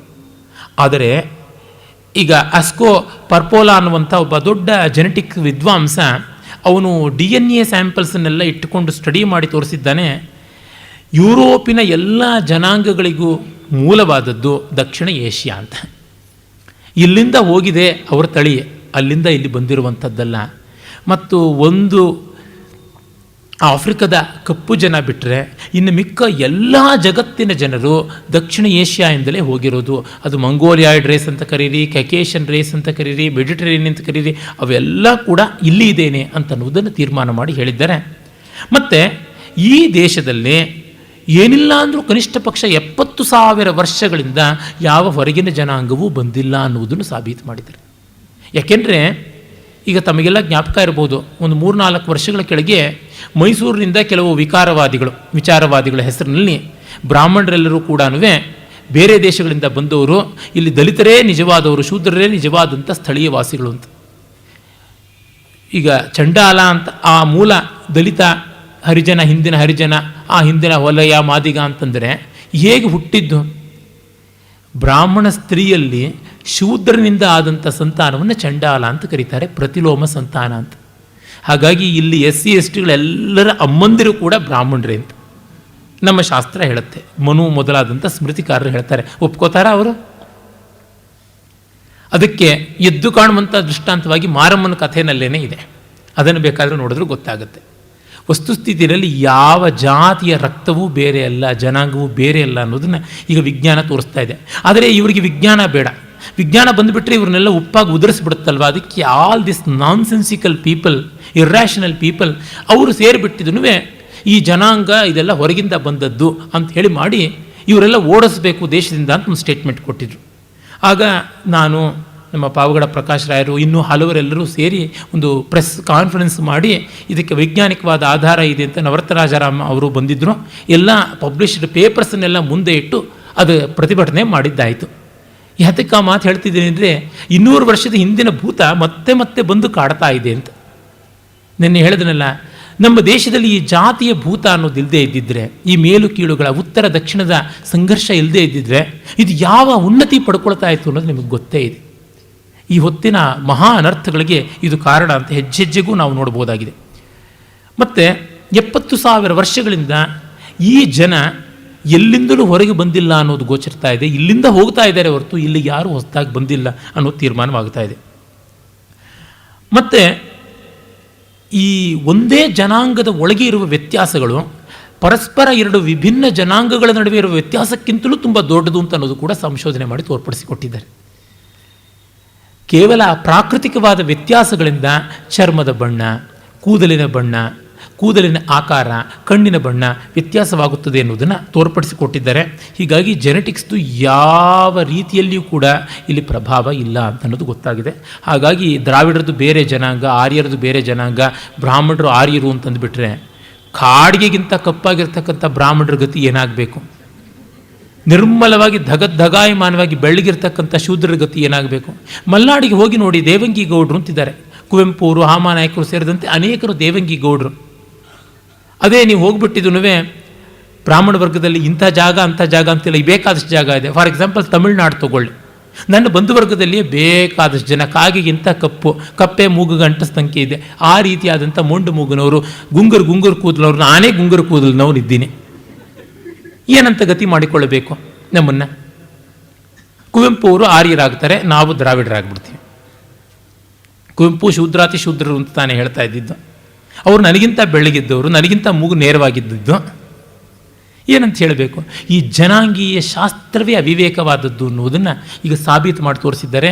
ಅದು ಆ ಮಧ್ಯಕಾಲೀನ ಯುರೋಪಿಯನ್ ಕೇಂದ್ರಿತವಾದ ಅಹಂಕಾರ ಮತ್ತು ಕ್ರೈಸ್ತ ಉನ್ಮಾದ ಹಾಗೆ ಮಾಡಿದ್ದು ಅಂತ ಅನ್ನೋದನ್ನು ಸ್ಪಷ್ಟವಾಗಿ ಸಾಬೀತು ಮಾಡಿ ಕೊಟ್ಟಿದ್ದಾರೆ. ಅದನ್ನು ಬೇರೆ ತಂದು ಹಾಕಿಬಿಟ್ಟು ಈ ಎಲ್ಲ ಘರ್ಷಣೆಗಳನ್ನು ಬೆಳೆಸ್ತಾ ಬಂದರು. ಆ ಜನಾಂಗೀಯವಾದವನ್ನು ಇವರು ಹಿಡ್ಕೊಂಡ್ರು. ಆರ್ಯ ಶಬ್ದ ಹಿಡ್ಕೊಂಡ್ರೆ ನಮಗೇನು ತೊಂದರೆ ಇಲ್ಲ. ವೇದದಲ್ಲೇ ನಾವು ಹೇಳಿದ್ವಿ ಕೃಣ್ವಂತೋ ವಿಶ್ವಮಾರ್ಯಂ ಅಂತ, ಈ ವಿಶ್ವವನ್ನೇ ಆರ್ಯವನ್ನಾಗಿ ಮಾಡ್ತೀವಿ ಅಂತ ಹೇಳಿದ್ವಿ. ಆದರೆ ಅವರು ಆರ್ಯರು ಇಂಥ ಇಂಥ ಇಂಥ ಇಂಥ XYZ ಪ್ರಪೋರ್ಷನ್ಸಲ್ಲಿ ಇದ್ದವರು ಅಂತ ಹಿಡ್ಕೊಂಡ್ಬಿಟ್ರು. ಮತ್ತು ನಾವು ಹಾಗಿದ್ದೀವಿ ಅಂತ ಜರ್ಮನ್ರು ಅಂದುಕೊಂಡ್ಬಿಟ್ರು. ಹೀಗೆ ಅಂದುಕೊಂಡು ತಮ್ಮ ಭಾಷೆ ಮೊದಲುಕೊಂಡು ಸಂಸ್ಕೃತ ಹಿಡ್ಕೊಂಡು ಪರಿಷ್ಕಾರ ಮಾಡೋದಕ್ಕೆ ಶುರು ಮಾಡಿಬಿಟ್ರು. ಅಂದರೆ ಒಂದು ಅಸತ್ಯ ಅವೈಜ್ಞಾನಿಕವಾದ ವಿಷಯ ಎಲ್ಲಿಗೆಲ್ಲ ಹೋಗುತ್ತದೆ ಅಂತ. ಈಚೆಗೆ ನಮ್ಮಲ್ಲಿ ಮಾಡ್ತಾ ಇದ್ದಾರಲ್ಲ, ವಾಸ್ತು ಪಿಶಾಚ ಹಿಡ್ಕೊಂಡು ಮಾಡುವಂಥದ್ದಾಗಲೇ, ಪುರುಷ ಸೂಕ್ತದಲ್ಲಿ ಎಲೆಕ್ಟ್ರಿಸಿಟಿ ಜನರೇಷನ್ ಟೆಕ್ನಿಕ್ ಇದೆ ಅಂತ ಅಲ್ಲಿಂದ ಶುರು ಮಾಡ್ತೀನಿ ಅಂತ ಗೌರ್ಮೆಂಟ್ ಗ್ರಾಂಟ್ ಗಿಟ್ಸೋ ಹುನ್ನಾರವಾಗಲಿ, ಇದು ಅದೇ ರೀತಿಯಾದದ್ದೇನೆ. ಅವೈಜ್ಞಾನಿಕವಾದದ್ದನ್ನು ಇಟ್ಕೊಂಡು ವಿಜ್ಞಾನ ಅಂತ ಸಾಧಿಸ್ತಕ್ಕಂಥದ್ದು. ಮತ್ತು ಜರ್ಮನ್ರು ತಮ್ಮ ವಿರೋಧಿಗಳನ್ನು ಬಗ್ಗುಬಡಿದು ತಮ್ಮ ಜನವನ್ನು ಕೇಂದ್ರೀಕರಿಸೋದಕ್ಕೆ ಮಾಡ್ತಾನೆ ಬಡಪಾಯಿಗಳಾದಂಥ ಯಹೂದ್ಯರನ್ನು ಹಿಂಡಿ ಹಿಪ್ಪೆ ಮಾಡಿಬಿಟ್ರು. ಯಹೂದ್ಯರು ಶ್ರೀಮಂತರಾಗಿದ್ದರು, ಅವರು ಮಿತವ್ಯಯಿಗಳು, ಜಿಪುಣರು, ಬುದ್ಧಿವಂತರು. ಅವರು ಲೇವಾದೇವಿ ವ್ಯಾಪಾರ ಮಾಡ್ತಾಯಿದ್ರು. ಎಲ್ಲಿಯೂ ಕೂಡ ಲೇವಾದೇವಿ ವ್ಯಾಪಾರ ಮಾಡೋರ ಬಗ್ಗೆ ಯಾರೂ ಒಳ್ಳೆಯ ಅಭಿಪ್ರಾಯ ಹೊಂದಲ್ಲ. ಕಾರಣ ಅವ್ರ ಹತ್ರ ಸಾಲ ತೊಗೊಂಡಿರ್ತಾರೆ, ಸಾಲ ಕೊಡುವಾಗ ಸಂಕಟ ಆಗೇ ಆಗುತ್ತೆ. ಮತ್ತು ಸಾಲವನ್ನು ಯಾವನು ಬಿಟ್ಟು ಕೊಡೋಲ್ಲ, ಬಲವಾದ ಬಡ್ಡಿಗೆ ಕೊಡ್ತಾನೆ. ಸಾಲವನ್ನು ಕೊಂಬಾಗ ಹಾಲೋಗರುಂಬಂತೆ, ಗೊತ್ತೇ ಇದೆ ನಮಗೆ. ಸಾಲಿಗನು ಬಂದು ಸೆಳೆವಾಗ ಕಿಬ್ಬದಿಯ ಕೀಲು ಮುರಿದಂತೆ. ಅದರಿಂದ ಹೊಟ್ಟೆ ಕಿಚ್ಚು ಬರುತ್ತೆ. ದುಡ್ಡು ಸ್ವಲ್ಪ ಜಾಸ್ತಿ ಪ್ರಾಮಾಣಿಕವಾಗಿ ಸಂಪಾದಿಸಿದ್ರೇ ಮಿಕ್ಕವರಿಗೆ ಹೊಟ್ಟೆ ಕಿಚ್ಚು ಬರುವಾಗ ನಮ್ಮನ್ನು ಸ್ವಲ್ಪ ಹಿಂಸೆ ಮಾಡಿ ಪಡೆದಿದ್ದಾನೆ ಅಂದರೆ, ಇವತ್ತು ತುಂಬ ಜನಕ್ಕೆ ಸಾಫ್ಟ್ವೇರ್ ಇಂಡಸ್ಟ್ರಿಯನ್ನವ್ರನ್ನ ಕಂಡ್ರೆ ಹೊಟ್ಟೆ ಕಿಚ್ಚಿದೆ. ಅವ್ರು ಕತ್ತೆ ದುಡಿತದಿಂದ ಸಂಪಾದಿಸಿರ್ತಾರೆ ಅನ್ನೋದು ಮರೆತು ಬಿಡ್ತೀವಿ ನಾವು. ಅಗ್ಗದ ದುಡ್ಡು, ಸುಲಭದ ದುಡ್ಡು ಅಂತ. ಸುಲಭದ ದುಡ್ಡು ಯಾರ್ದಲ್ಲ, ಲಂಚದಿಂದ ತೆಗೆದುಕೊಂಡಿದ್ದು ಸುಲಭದ ದುಡ್ಡಲ್ವೇ? ಯಾರು ಹೇಳ್ಬೋದು ಮೇಷ್ಟ್ರ ಕೆಲಸ ಏನು ಸುಮ್ಮನೆ ಬೊಗಳೆ ಬಿಡೋದು, ಬಾಯಿಂದ ಗಾಳಿ ಹೊರಡಿಸೋದಷ್ಟೇ ತಾನೇ ಅಂತ. ಯಾವುದಕ್ಕೂ ಕುಂದಿಡೋದಕ್ಕೆ ಸಾಧ್ಯ ಆಗುತ್ತೆ. ಒಂದೊಂದು ಕಾಲದಲ್ಲಿ ಒಂದೊಂದು ಉದ್ಯೋಗಕ್ಕೆ ಹೆಚ್ಚಿನ ಬೆಲೆ ಬರ್ತದೆ. ಫಾಸ್ಟ್ ಮನಿ ಅನ್ನೋದು ಯಾವುದು ವರ್ಜಿನ್ ಲ್ಯಾಂಡಲ್ಲಿ ಸಾಧ್ಯ ಆಗುತ್ತೆ. ಹೊಸ ಕನ್ಯೆ ನೆಲದಲ್ಲಿ ಹೆಚ್ಚು ಕೃಷಿ ಚೆನ್ನಾಗಿ ಮಾಡ್ಬೋದಾಗಿರ್ತದೆ, ಆ ಥರ ಆಗುತ್ತದೆ. ಇವುಗಳದ ವಿವೇಕ ಇಲ್ಲದೆ ಮತ್ತು ಅವರ ಒಂದಷ್ಟು ಸಣ್ಣತನವೂ ಇದ್ದೇ ಇರುತ್ತೆ. ಅದಕ್ಕೆ ಎಣೆಮೀರಿದ ಅಳತೆ ಮೀರಿದ ಪ್ರತಿಕ್ರಿಯೆ ಕೊಡುವಂತೆ ಆ ಒಂದು ಹಾಲೋಕಾಸ್ಟ್ ಮಾಡಿ ಕೂಡಿಸಿದ್ರಲ್ಲ, ಇಡೀ ಯಹೂದ್ಯ ಸರ್ವನಾಶಕ್ಕೆ ಕಾರಣರಾದರು. ಆ ಎಲ್ಲ ಅನರ್ಥ ನಮ್ಮ ಮೇಲೆ ಬಂದು ಬಿದ್ದುಬಿಡ್ತು. ಕ್ರಿಸ್ತನನ್ನು ಶಿಲುಬೆಗೇರಿಸಿದ್ದು ರೋಮನ್ರು, ಆದರೆ ಅದರ ನಿಂದೆ ಹೊತ್ತಿದ್ದು ಯಹೂದ್ಯರು. ಹಾಗೆ ಆರ್ಯ ಅನ್ನುವ ಹೆಸರು ಜರ್ಮನ್ರು ನಮ್ಮಿಂದ ತಗೊಂಡ್ರು. ಆದರೆ ಈ ಜನಾಂಗೀಯ ಸಿದ್ಧಾಂತ ಯಾವುದು ನಮ್ಮಲ್ಲಿಲ್ಲ. ಫಾರ್ ದಟ್ ಮ್ಯಾಟರ್ ರೇಸ್ ಅನ್ನೋದಕ್ಕೆ ಸಂವಾದಿಯಾಗಿ ಇಡೀ ಭಾರತೀಯ ಭಾಷೆಗಳಲ್ಲಿ ಒಂದು ಶಬ್ದ ಇಲ್ಲ. ಜನಾಂಗ ಅಂದರೆ ಏನು? ಜನಾನಾಂ ಅಂಗಂ ಅಂತಲ, ಜನರ ದೇಹ ಅಂತ ಅರ್ಥ ಮಾಡಬೇಕಾಗುತ್ತೆ ಸಮಾಸ. ಜನಾನಾಂ ಅಂಗಾನಿ, ಜನಸ್ಯ ಅಂಗಂ ಅಂತ. ಇನ್ನೇನಂತ? ಜನರ ಅಂಗ ಅಂದರೆ ಪಾರ್ಟ್ ಆಫ್ ದಿ ಪೀಪಲ್ ಅಂತ. ಅದಕ್ಕೆ ಇನ್ನೇನು ಅರ್ಥ ಆಗುತ್ತೆ? ರೇಸ್ ಅನ್ನುವಂಥ ಆ ಅರ್ಥ ಬರುವ ಶಬ್ದವೇ ಸಂಸ್ಕೃತ ವಾಂಗ್ಮಯದಲ್ಲಿಲ್ಲ, ಭಾರತೀಯ ಭಾಷೆಗಳಲ್ಲಿಲ್ಲ. ನಾವು ಯಾವ್ಯಾವುದಕ್ಕೋ ಶಬ್ದ ಕಂಡುಕೊಂಡವರು. ಆ ಅನಿರ್ವಚನೀಯವಾದ ಪರಮಾತ್ಮನಿಗೂ 1000 ಹೆಸರುಗಳು ಇಟ್ಟಿದ್ದೀವಿ ನಾವು. ಅಂಥವ್ರಿಗೆ ನಾವು ರೇಸ್ಗೊಂದು ಶಬ್ದ ಇಡೋದಕ್ಕೆ ನಮಗೇನು ಕಷ್ಟವಾ? ಪಡಪೋಷಿ ಬಿಳ್ಕನಾಸಿ ಬಡತನವ? ಆದರೂ ನಾವು ಅದಕ್ಕೆ ಇಟ್ಕೊಂಡಿಲ್ಲ ಶಬ್ದ ಅಂತಂದರೆ ಏನು ತೋರಿಸುತ್ತೆ? ನಮಗೆ ಅದು ಇಲ್ಲೇ ಇಲ್ಲ ಆ ಕಲ್ಪನೆ ಅಂತ. ವರ್ಣ ಅಂತೆಲ್ಲ ಇಟ್ಕೊಂಡಿದ್ದೀವಿ. ವರ್ಣ ಅಂದರೆ ಬಣ್ಣ ಅಂತ ಅಂದ್ಕೊಂಡ್ಬಿಟ್ರು. ಆ ವರ್ಣ ಅನ್ನೋದಕ್ಕೆ ಬಣ್ಣ ಅನ್ನೋದು ಅಲ್ಲವೇ ಅಲ್ಲ ಅಲ್ಲಿರ್ತಕ್ಕಂಥ ಅರ್ಥ. ಈಗ ಆಲ್ಫಾಬೆಟ್ಸ್ ಅನ್ನೋದಕ್ಕೆ ಯಾವ್ದಾದ್ರು ಬಣ್ಣ ಇದೆ? ಆಕಾರಕ್ಕೆ ಬಿಳಿ ಬಣ್ಣ, ಆಕಾರಕ್ಕೆ ಕಪ್ಪು ಬಣ್ಣ, ಈಕಾರಕ್ಕೆ ನೀಲಿ ಬಣ್ಣ ಅಂತ ಏನಾದರೂ ಇದೆಯಾ? ಇಲ್ಲಿರ್ತಕ್ಕಂಥದ್ದು ವ್ಯಾಖ್ಯಾನ, ವಿವರಣ, ವಿಸ್ತರಣ, ಆಯ್ಕೆ ಎನ್ನುವಂಥ ಅರ್ಥಗಳು. ಹೀಗಾಗಿ ವರ್ಣ ಅನ್ನುವುದು ಜನ ಸಮುದಾಯ, ಜನರ ಹರಡಿಕೊಳ್ಳುವಿಕೆ ಮತ್ತು ಜೀವನ ಪದ್ಧತಿಗಳ ಆಯ್ಕೆ ಅಂತಿರುವಂಥದ್ದು. ಜಾತಿ ಅನ್ನೋದಕ್ಕೆ ಕೂಡ ಈಗಿರುವಂತೆ ಕಾಸ್ಟ್ ಅನ್ನುವ ಅರ್ಥ ಮೊದಲು ಇರಲೇ ಇರಲಿಲ್ಲ. ಜಾತಿ ಅನ್ನೋದಕ್ಕೆ ಒಂದು ಸಮೂಹ ಅನ್ನುವಂಥ ಅರ್ಥ ಇತ್ತು. ಉದಾಹರಣೆಗೆ ಗೋತ್ವ ಅನ್ನೋದು ಒಂದು ಜಾತಿ ಅಂತ, ಅಂದರೆ ಯಾವುದನ್ನು ಜೀನಸ್ ಅಂತ ಕರಿತೀವಿ ಆ ರೀತಿಯಾದದ್ದು. ಒಂದು ವಿಶಿಷ್ಟವಾದ ಪ್ರಾಣಿವರ್ಗ ಅಂತ ಹುಟ್ಟು ಅನ್ನುವ ಅರ್ಥದಿಂದ ಬಂದದ್ದು ಆಗಿಯೇ ಇರಲಿಲ್ಲ. ಒಂದು ವಿಶೇಷವಾದ ಗುಣಲಕ್ಷಣವನ್ನು ದೈಹಿಕವಾಗಿ ಹೊಂದಿರಬೇಕು ಅಂತ ಆಗಿತ್ತು. ಈ ಜಾತಿಗಳಲ್ಲಿ ಆ ಥರದ್ದೇನೋ ಕಾಣಿಸೋದಿಲ್ಲ. ಎಲ್ಲ ಜಾತಿಯವರು ಒಂದೇ ರೀತಿಯ ದೈಹಿಕ ಗುಣ ಪಡೆದಿರ್ತಾರೆ. ಬ್ರಾಹ್ಮಣನಿಗೆ 4 ಕೈ ಇದೆಯಾ, ಶೂದ್ರನಿಗೆ 1 ಕಣ್ಣಿದೆಯಾ? ಇಲ್ಲವೇ ಇಲ್ಲ. ಈ ಶಬ್ದಗಳಿಗೆಲ್ಲ ಮೊದಲುಗೊಂಡು ಅನ್ಯಾಯದ ಅರ್ಥಗಳನ್ನು ಮಾಡ್ತಾ ಬಂದರು ಪಾಶ್ಚಾತ್ಯರು. ನಮ್ಮಲ್ಲಿ ಆ ರೀತಿಯಾದ ಶಬ್ದಗಳು ಯಾವುದೂ ಬಳಕೆಯಲ್ಲಿ ಇರಲಿಲ್ಲ ಅಂತ ಗೊತ್ತಾಗುತ್ತೆ. ಜಾತಿ ಅನ್ನೋದಕ್ಕೆ ವಿಶೇಷವಾಗಿ ದೇಶವಾಚಕವಾಗಿ ಇಡೀ ಸಮಾಜವಾಚಕವಾಗಿದ್ದದ್ದು ಕಾಣಿಸುತ್ತೆ. ಆ ಪ್ರಾಚೀನವಾದ ಅರ್ಥವನ್ನು ಈಗಲೂ ತೆಲುಗಿನವರು ಇಟ್ಕೊಂಡಿದ್ದಾರೆ. ಉದಾಹರಣೆಗೆ ಅವರು ನ್ಯಾಷನಲ್ ಆ್ಯಂಥಮ್ನ ಜಾತೀಯ ಗೀತಂ ಅಂತಲೇ ಹೇಳೋದು. మన ಜಾತಿ ಗರ್ವಿಂಚದಗ್ಗ ವಿಷಯಂ ಅಂತಾರೆ. ಏನು ಬ್ರಾಹ್ಮಣ ಜಾತಿ ಗರ್ವಿಸ್ತಕ್ಕಂಥ ವಿಷಯವಲ್ಲ, ನಮ್ಮ ಭಾರತೀಯರು ಹೆಮ್ಮೆ ಪಡಬೇಕಾದ ಸಂಗತಿ ಅಂತನ್ನುವಂಥದ್ದು. ಅಂದರೆ ಅಲ್ಲಿ ಹುಟ್ಟಿಗೆ ಸಂಬಂಧಪಟ್ಟಂಥದ್ದಲ್ಲ, ಒಂದು ಸಂಸ್ಕೃತಿಯ ಸ್ವೀಕಾರಕ್ಕೆ ಸಂಬಂಧಪಟ್ಟದ್ದು. ಒಂದು ಸಂಸ್ಕೃತಿಯನ್ನು ತನ್ನ ಆಯ್ಕೆಯಿಂದ ಯಾರು ಸ್ವೀಕರಿಸ್ಬೋದು, ತನ್ನ ಆಯ್ಕೆಯಿಂದ ಯಾರು ಬಿಡಬಹುದು ಅಂತ ಇದೆ ಅಂತ ನಮಗೆ ಗೊತ್ತಾಗುತ್ತೆ. ಯಾರೂ ಬೇಕಾದ್ರೆ ಇಂಡಿಯನ್ ಸಿಟಿಸನ್ಸ್ ಆಗ್ಬೋದು, ಬೈ ಬರ್ತ್ ನ್ಯಾಚುರಲಿ ಆಗ್ಬೋದು, ಸ್ವೀಕಾರದಿಂದಲೂ ಆಗೋದಕ್ಕೆ ಸಾಧ್ಯ ಇದೆ ಅಂತ ಗೊತ್ತೇ ಇದೆ. ಹಾಗಲ್ಲದೆ 2 ಕೋಟಿ ಜನಕ್ಕೂ ಹೆಚ್ಚು ಇನ್ಫಿಲ್ಟ್ರೇಷನ್ ಹೇಗಾಗ್ತಾ ಇತ್ತು ಬಾಂಗ್ಲಾದೇಶದ್ದು. ಈ ಜರ್ಮನ್ ರಾಷ್ಟ್ರೀಯವಾದ ಭಾರತದ ಇಲ್ಲದ ಜನಾಂಗವನ್ನು ಸ್ವೀಕಾರ ಮಾಡಿಕೊಂಡು ಒಂದು ಶಬ್ದಕ್ಕೆ, ಆರ್ಯ ಅನ್ನುವ ಶಬ್ದಕ್ಕೆ ಎಲ್ಲ ಅನರ್ಥಗಳನ್ನು ಕೂಡ ಕಲ್ಪಿಸುವಂತೆ ಆಯಿತು. ಇದೇ ಹೊತ್ತಿನಲ್ಲೇ ಮೆಕಾಲೆ ಭಾರತಕ್ಕೆ ಬಂದ. ಮೆಕಾಲೆ ಘನ ವಿದ್ವಾಂಸ, ಸಂದೇಹವೇ ಇಲ್ಲ. ಗ್ರೀಕು, ಲ್ಯಾಟಿನ್ನು, ಇಟಾಲಿಯನ್ನು, ಹಿಬ್ರು ಮೊದಲಾದ ಬೇಕಾದಷ್ಟು ಭಾಷೆ ಕಲಿತಿದ್ದ. ಜರ್ಮನ್ ಕಲ್ತಿರಲಿಲ್ಲ.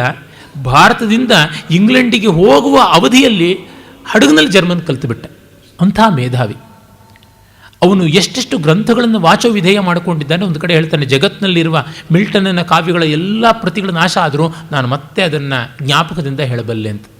ಅವನು ಇಂಗ್ಲೆಂಡಲ್ಲಿ ವಾಕ್ ಹೋಗುವಾಗ ಲಾಂಗ್ ವಾಕ್ಸಲ್ಲಿ ಗ್ರೀಕ್, ಲ್ಯಾಟಿನ್ನ ಕರ್ಕಶವಾದ ಗ್ರಂಥಗಳನ್ನು, ಅತ್ಯಂತ ಕಠಿಣವಾದ ಕಾವ್ಯಗಳನ್ನು ಪುಂಖಾನುಪುಂಖವಾಗಿ ಹೇಳ್ಕೊಂಡು ಬರ್ತಾ ಇದ್ದ ಅಂತ ಗೊತ್ತಾಗುತ್ತೆ.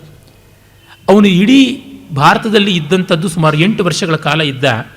ಆಗ ಏನೇನು ಮಾಡಿದ್ದು ಅಂತ ಅನ್ನೋದನ್ನು, ಎಷ್ಟೆಷ್ಟು ಓದಿದ್ದು ಅನ್ನೋದನ್ನೆಲ್ಲ ಒಂದು ಲಿಸ್ಟ್ ಅವರ ಸೋದರಿಗೆ ಪತ್ರ ಬರೆದಿದ್ದಾನೆ. ಅಲ್ಲಿ ಗೊತ್ತಾಗುತ್ತೆ ಎಷ್ಟು ಇವನು ಓದಿದ್ದಾನೆ, ಎಷ್ಟು ಬಾರಿ ಓದಿದ್ದಾನೆ ಈ ಗ್ರಂಥಗಳು, ಹಲವು ಬಾರಿ ಓದಿದ್ದಾನೆ ಅಂತ. ಓದು ಅಂಥವನಿಗೆ ಭಾರತದ ಬಗ್ಗೆ ಯಾವುದೂ ಜ್ಞಾನ ಇರಲಿಲ್ಲ. ಅವನೇ ಬರ್ಕೋತಾನೆ, ಅದು ಸಂಸ್ಕೃತದಲ್ಲಿದ್ದರೆ ನನಗೆ ಎಷ್ಟು ಮಟ್ಟಿಗೆ ಅರ್ಥವಾಗ್ಬೋದಿತ್ತು ಅಷ್ಟು ಮಟ್ಟಿಗೆ ಅರ್ಥ ಆಗ್ತಾ ಇದೆ ಯಾವೊಂದು ಸಾಹಿತ್ಯ ಅಂತ. ನಾವೀಗ it's like Greek and Latin ಅನ್ನೋ ಥರ ಇಟ್ಸ್ ಲೈಕ್ ಸಾಂಸ್ಕ್ರಿಟ್ ಆ್ಯಂಡ್ ಪಾಲಿ ಅಂತ ಅವನಂತ ಇದ್ದ. ಅಂಥವನು ಭಾರತಕ್ಕೆ ಶಿಕ್ಷಣ ಪದ್ಧತಿಯನ್ನು, ಕಾನೂನು ವ್ಯವಹಾರವನ್ನು ಸರಿ ಮಾಡಿಕೊಡಬೇಕು ಅಂತ ಬಂದ. ಹಾಗಾಗಿ ಅವನು 1830 ಆಸುಪಾಸಿನಲ್ಲಿ ನಮ್ಮ ದೇಶಕ್ಕೆ ಬಂದ. ಅದು 19ನೇ ಶತಮಾನದಲ್ಲೇ ಅವನು ಬಂದದ್ದು. ಅವನು ಪಕ್ಕಾ ಮತೀಯವಾದಿ ಆಗಿದ್ದ. ಪ್ರೊಟೆಸ್ಟೆಂಟ್ ಕಲ್ಚರಲ್ಲಿ ಬೆಳೆದು ಬಂದಿದ್ದು.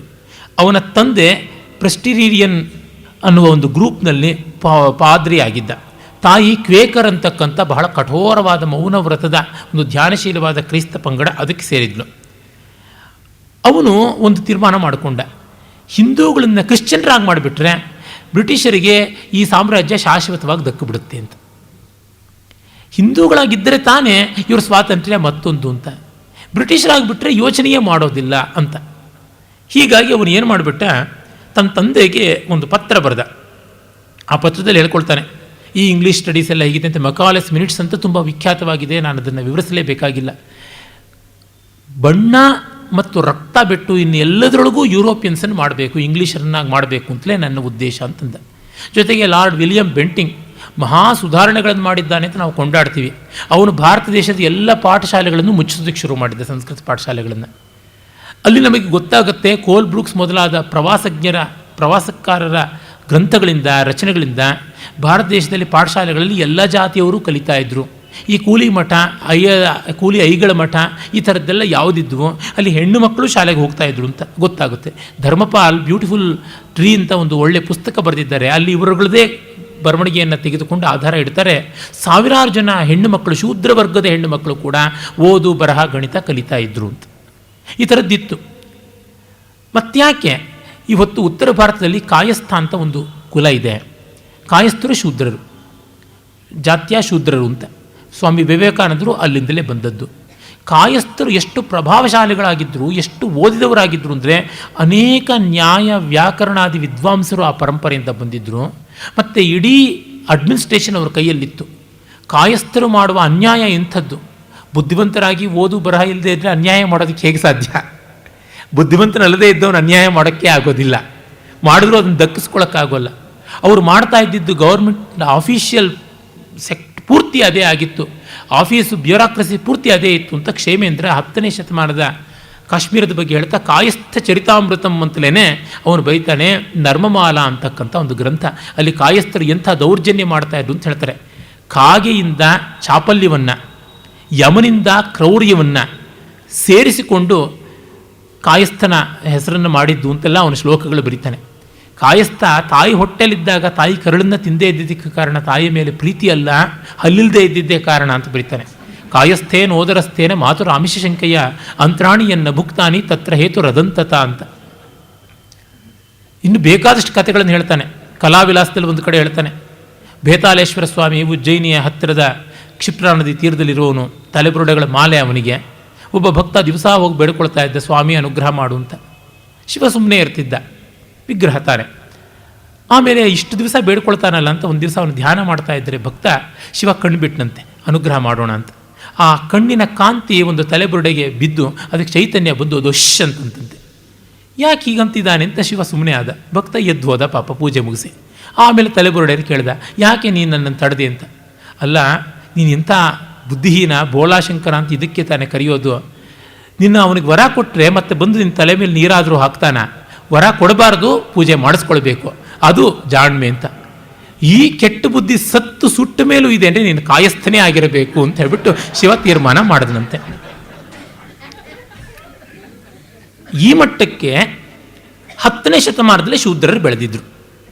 ಕಾಯಸ್ಥರು ಶೂದ್ರರು, ಓದು ಬರಹ ಎಲ್ಲ ಇದ್ದಂಥವರು. ಅಂದರೆ ಕೆಟ್ಟವರೇ ಇರ್ತಾರೆ ಅಂತಲ್ಲ, ಇಷ್ಟು ಅಧಿಕಾರ ಇತ್ತು, ಇಷ್ಟು ವ್ಯಾಸಂಗ ಇತ್ತು, ವಿದ್ವತ್ತೆ ಇತ್ತು ಅಂತ ಗೊತ್ತಾಗುತ್ತೆ. ಇದೆಲ್ಲ ಇಂಡಿಯನ್ ಹಿಸ್ಟ್ರಿ ಬರೆಯುವಾಗ ಯಾರು ಬಳಸ್ಕೊಳ್ಳೋದಿಲ್ಲ. ಕ್ಷೇಮೇಂದ್ರನ ಓದೇ ಇರೋದಿಲ್ಲ, ಸಂಸ್ಕೃತದ ವಿದ್ವಾಂಸರು ಓದಿರೋದಿಲ್ಲ ಕ್ಷೇಮೇಂದ್ರನನ್ನು, ಏನಂತ ಹೇಳೋಣ. ಈ ಥರದ ಸಾವಿರ ದಾಖಲೆಗಳು ನಮಗೆ ಸಿಗುತ್ತವೆ. ಹಾಗಾಗಿ ಈ ಜಾತಿಯವ್ರಿಗೆ ವಿದ್ಯೆ ಕೊಡಲಿಲ್ಲ, ಆ ಜಾತಿಯವ್ರಿಗೆ ವಿದ್ಯೆ ಕೊಡಲಿಲ್ಲ ಅನ್ನೋದು ಪೂರ್ಣ ಸತ್ಯವಲ್ಲ, ಆಂಶಿಕ ಸತ್ಯ. ಒಂದಷ್ಟು ದಕ್ಕಿಲ್ಲದೆ ಇರುವಂಥ ಸಾಧ್ಯತೆಗಳು, ಸ್ಥಿತಿಗಳು ಇವೆ, ಅದನ್ನು ನಾನು ನಿರಾಕರಿಸೋಲ್ಲ. ಆದರೆ ಅದರ ಪರ್ಸೆಂಟೇಜ್ ಎಷ್ಟು, ಇದರ ಪರ್ಸೆಂಟೇಜ್ ಎಷ್ಟು, ಏನು, ವಿದ್ಯೆಯ ಲಕ್ಷಣ ಏನು, ಆರ್ಥಿಕತೆ ಅಂದರೆ ಏನು, ಸಂಪನ್ನತೆ ಅಂದರೆ ಏನು, ಎಷ್ಟೆಲ್ಲ ನೋಡಬೇಕಾಗಿದೆ. ಇದೆಲ್ಲಕ್ಕೂ ಕೂಡ ಕಲ್ಲು ಹಾಕಿದ್ರು ಈ ವಿವೇಕಕ್ಕೆ ಬ್ರಿಟಿಷರು ಮಾಡಿದ್ದು. ಮೆಕಾಲೆ ಆ ಒಳ್ಳೆಯ ಶಿಕ್ಷಣ ಪದ್ಧತಿಯನ್ನೆಲ್ಲ ನಾಶ ಮಾಡಬೇಕು ಅಂತ ನೋಡಿದ. ಅದಕ್ಕಾಗಿ ತನ್ನ ಒಂದು ಶಿಕ್ಷಣ ಪದ್ಧತಿಯನ್ನು ರೂಢಿಸಿಕೊಂಡು ಬಂದ. ಅವನು ಹೇಳ್ತಾನೆ, no idolater will be left within a span of 30 years ಅಂತ ಬರೀತಾನೆ. 30 ವರ್ಷದೊಳಗೆ ಒಬ್ಬ ವಿಗ್ರಹಾರಾಧಕನೂ ಇರೋದಿಲ್ಲ ನಮ್ಮ ಶಿಕ್ಷಣ ಪದ್ಧತಿಯ ಕಾರಣ ಅಂತ. ಬಂಗಾಳದಲ್ಲಿ ಮೊದಲು ನಾವೇ ಮಾಡಿದ್ದೀವಿ ಅಂತ. ಬಂಗಾಳವೇ ಎಲ್ಲ ಪ್ರಯೋಗಗಳಿಗೂ ಬಲಿಪಶು. It the experimental yard, guinea pig ಅಂತ ಕರೀಬಹುದು.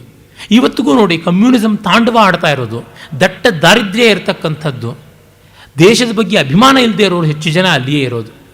ವಿ ಬೆಂಗಾಲೀಸ್ ಅಂತಲೇ ಹೇಳ್ಕೊಳ್ತಾರೆ, ವಿ ಇಂಡಿಯನ್ಸ್ ಅಂತ ಹೊರಗೆ ಹೋದರೆ ಹೇಳ್ಕೊಳ್ಳೋದಿಲ್ಲ ಅವರು. ಆದರೆ ನಮ್ಮ ದೇಶದ ಭಾಗ್ಯ ದೊಡ್ಡದು, ಸನಾತನ ಧರ್ಮದ ಶಕ್ತಿ ದೊಡ್ಡದು. ಅದೇ ಬೆಂಗಾಲದಿಂದ ಸುಭಾಷ್ ಚಂದ್ರ ಬೋಸ್ ಬಂದರು, ಶ್ಯಾಮ್ ಪ್ರಸಾದ್ ಮುಖರ್ಜಿ ಬಂದರು, ಆಶುತೋಷ್ ಮುಖರ್ಜಿ ಅವರ ತಂದೆ, ಸಾಕ್ಷಾತ್ ರಾಮಕೃಷ್ಣ ಪರಮಹಂಸರು, ವಿವೇಕಾನಂದರು, ನಾಗಮಹಾಶಯರು, ಇಬ್ಬರೇ ರವೀಂದ್ರನಾಥ್ ಠಾಗೂರು, ಮಹರ್ಷಿ ದೇವೇಂದ್ರನಾಥ್ ಠಾಗೂರು, ಬಂಕಿಂಚಂದ್ರ, ಇಂಥ ಪುಂಖಾನುಪುಂಖವಾದ ರಾಷ್ಟ್ರವಾದಿಗಳು, ಅಧ್ಯಾತ್ಮವಾದಿಗಳು ಬಂದು ಅವ್ರನ್ನ ಬಡದು ಬಾಯಿಗೆ ಹಾಕ್ಕೊಂಡ್ರು. ಈಗಲೂ ಬಂಗಾಳದಲ್ಲಿ ವಿವೇಕಾನಂದನೇ ಒಂದು ಐಕನ್, ರವೀಂದ್ರರು ಅಂದರೆ ಒಂದು ಐಕನ್, ಬಂಕಿಂಚಂದ್ರ ಚಟರ್ಜಿ ಅಂದರೆ ಒಂದು ಐಕನ್. ಯಾರು ಪ್ರಶ್ನೆ ಮಾಡೋದಕ್ಕಾಗೋದಿಲ್ಲ, ಆ ಮಟ್ಟಕ್ಕಿದೆ. ವಿವೇಕಾನಂದರನ್ನ ಬಿಡೋಕ್ಕಾಗದೆ, ಉಯ್ಯೋಕ್ಕಾಗದೆ, ನುಂಗೋಕ್ಕಾಗದೆ ಒದ್ದಾಡ್ತಿದ್ದಾರೆ. ವಿವೇಕಾನಂದರ ಬರವಣಿಗೆಗಳನ್ನು ತಿರುಚ್ತಾ ಇದ್ದಾರೆ. ವಿವೇಕಾನಂದರು ಸನಾತನ ಧರ್ಮಕ್ಕೆ ವಿರೋಧ, ಶಂಕರಾಚಾರ್ಯರಿಗೆ ವಿರೋಧ, ಅದಕ್ಕೆ ವಿರೋಧ, ಇದಕ್ಕೆ ವಿರೋಧ.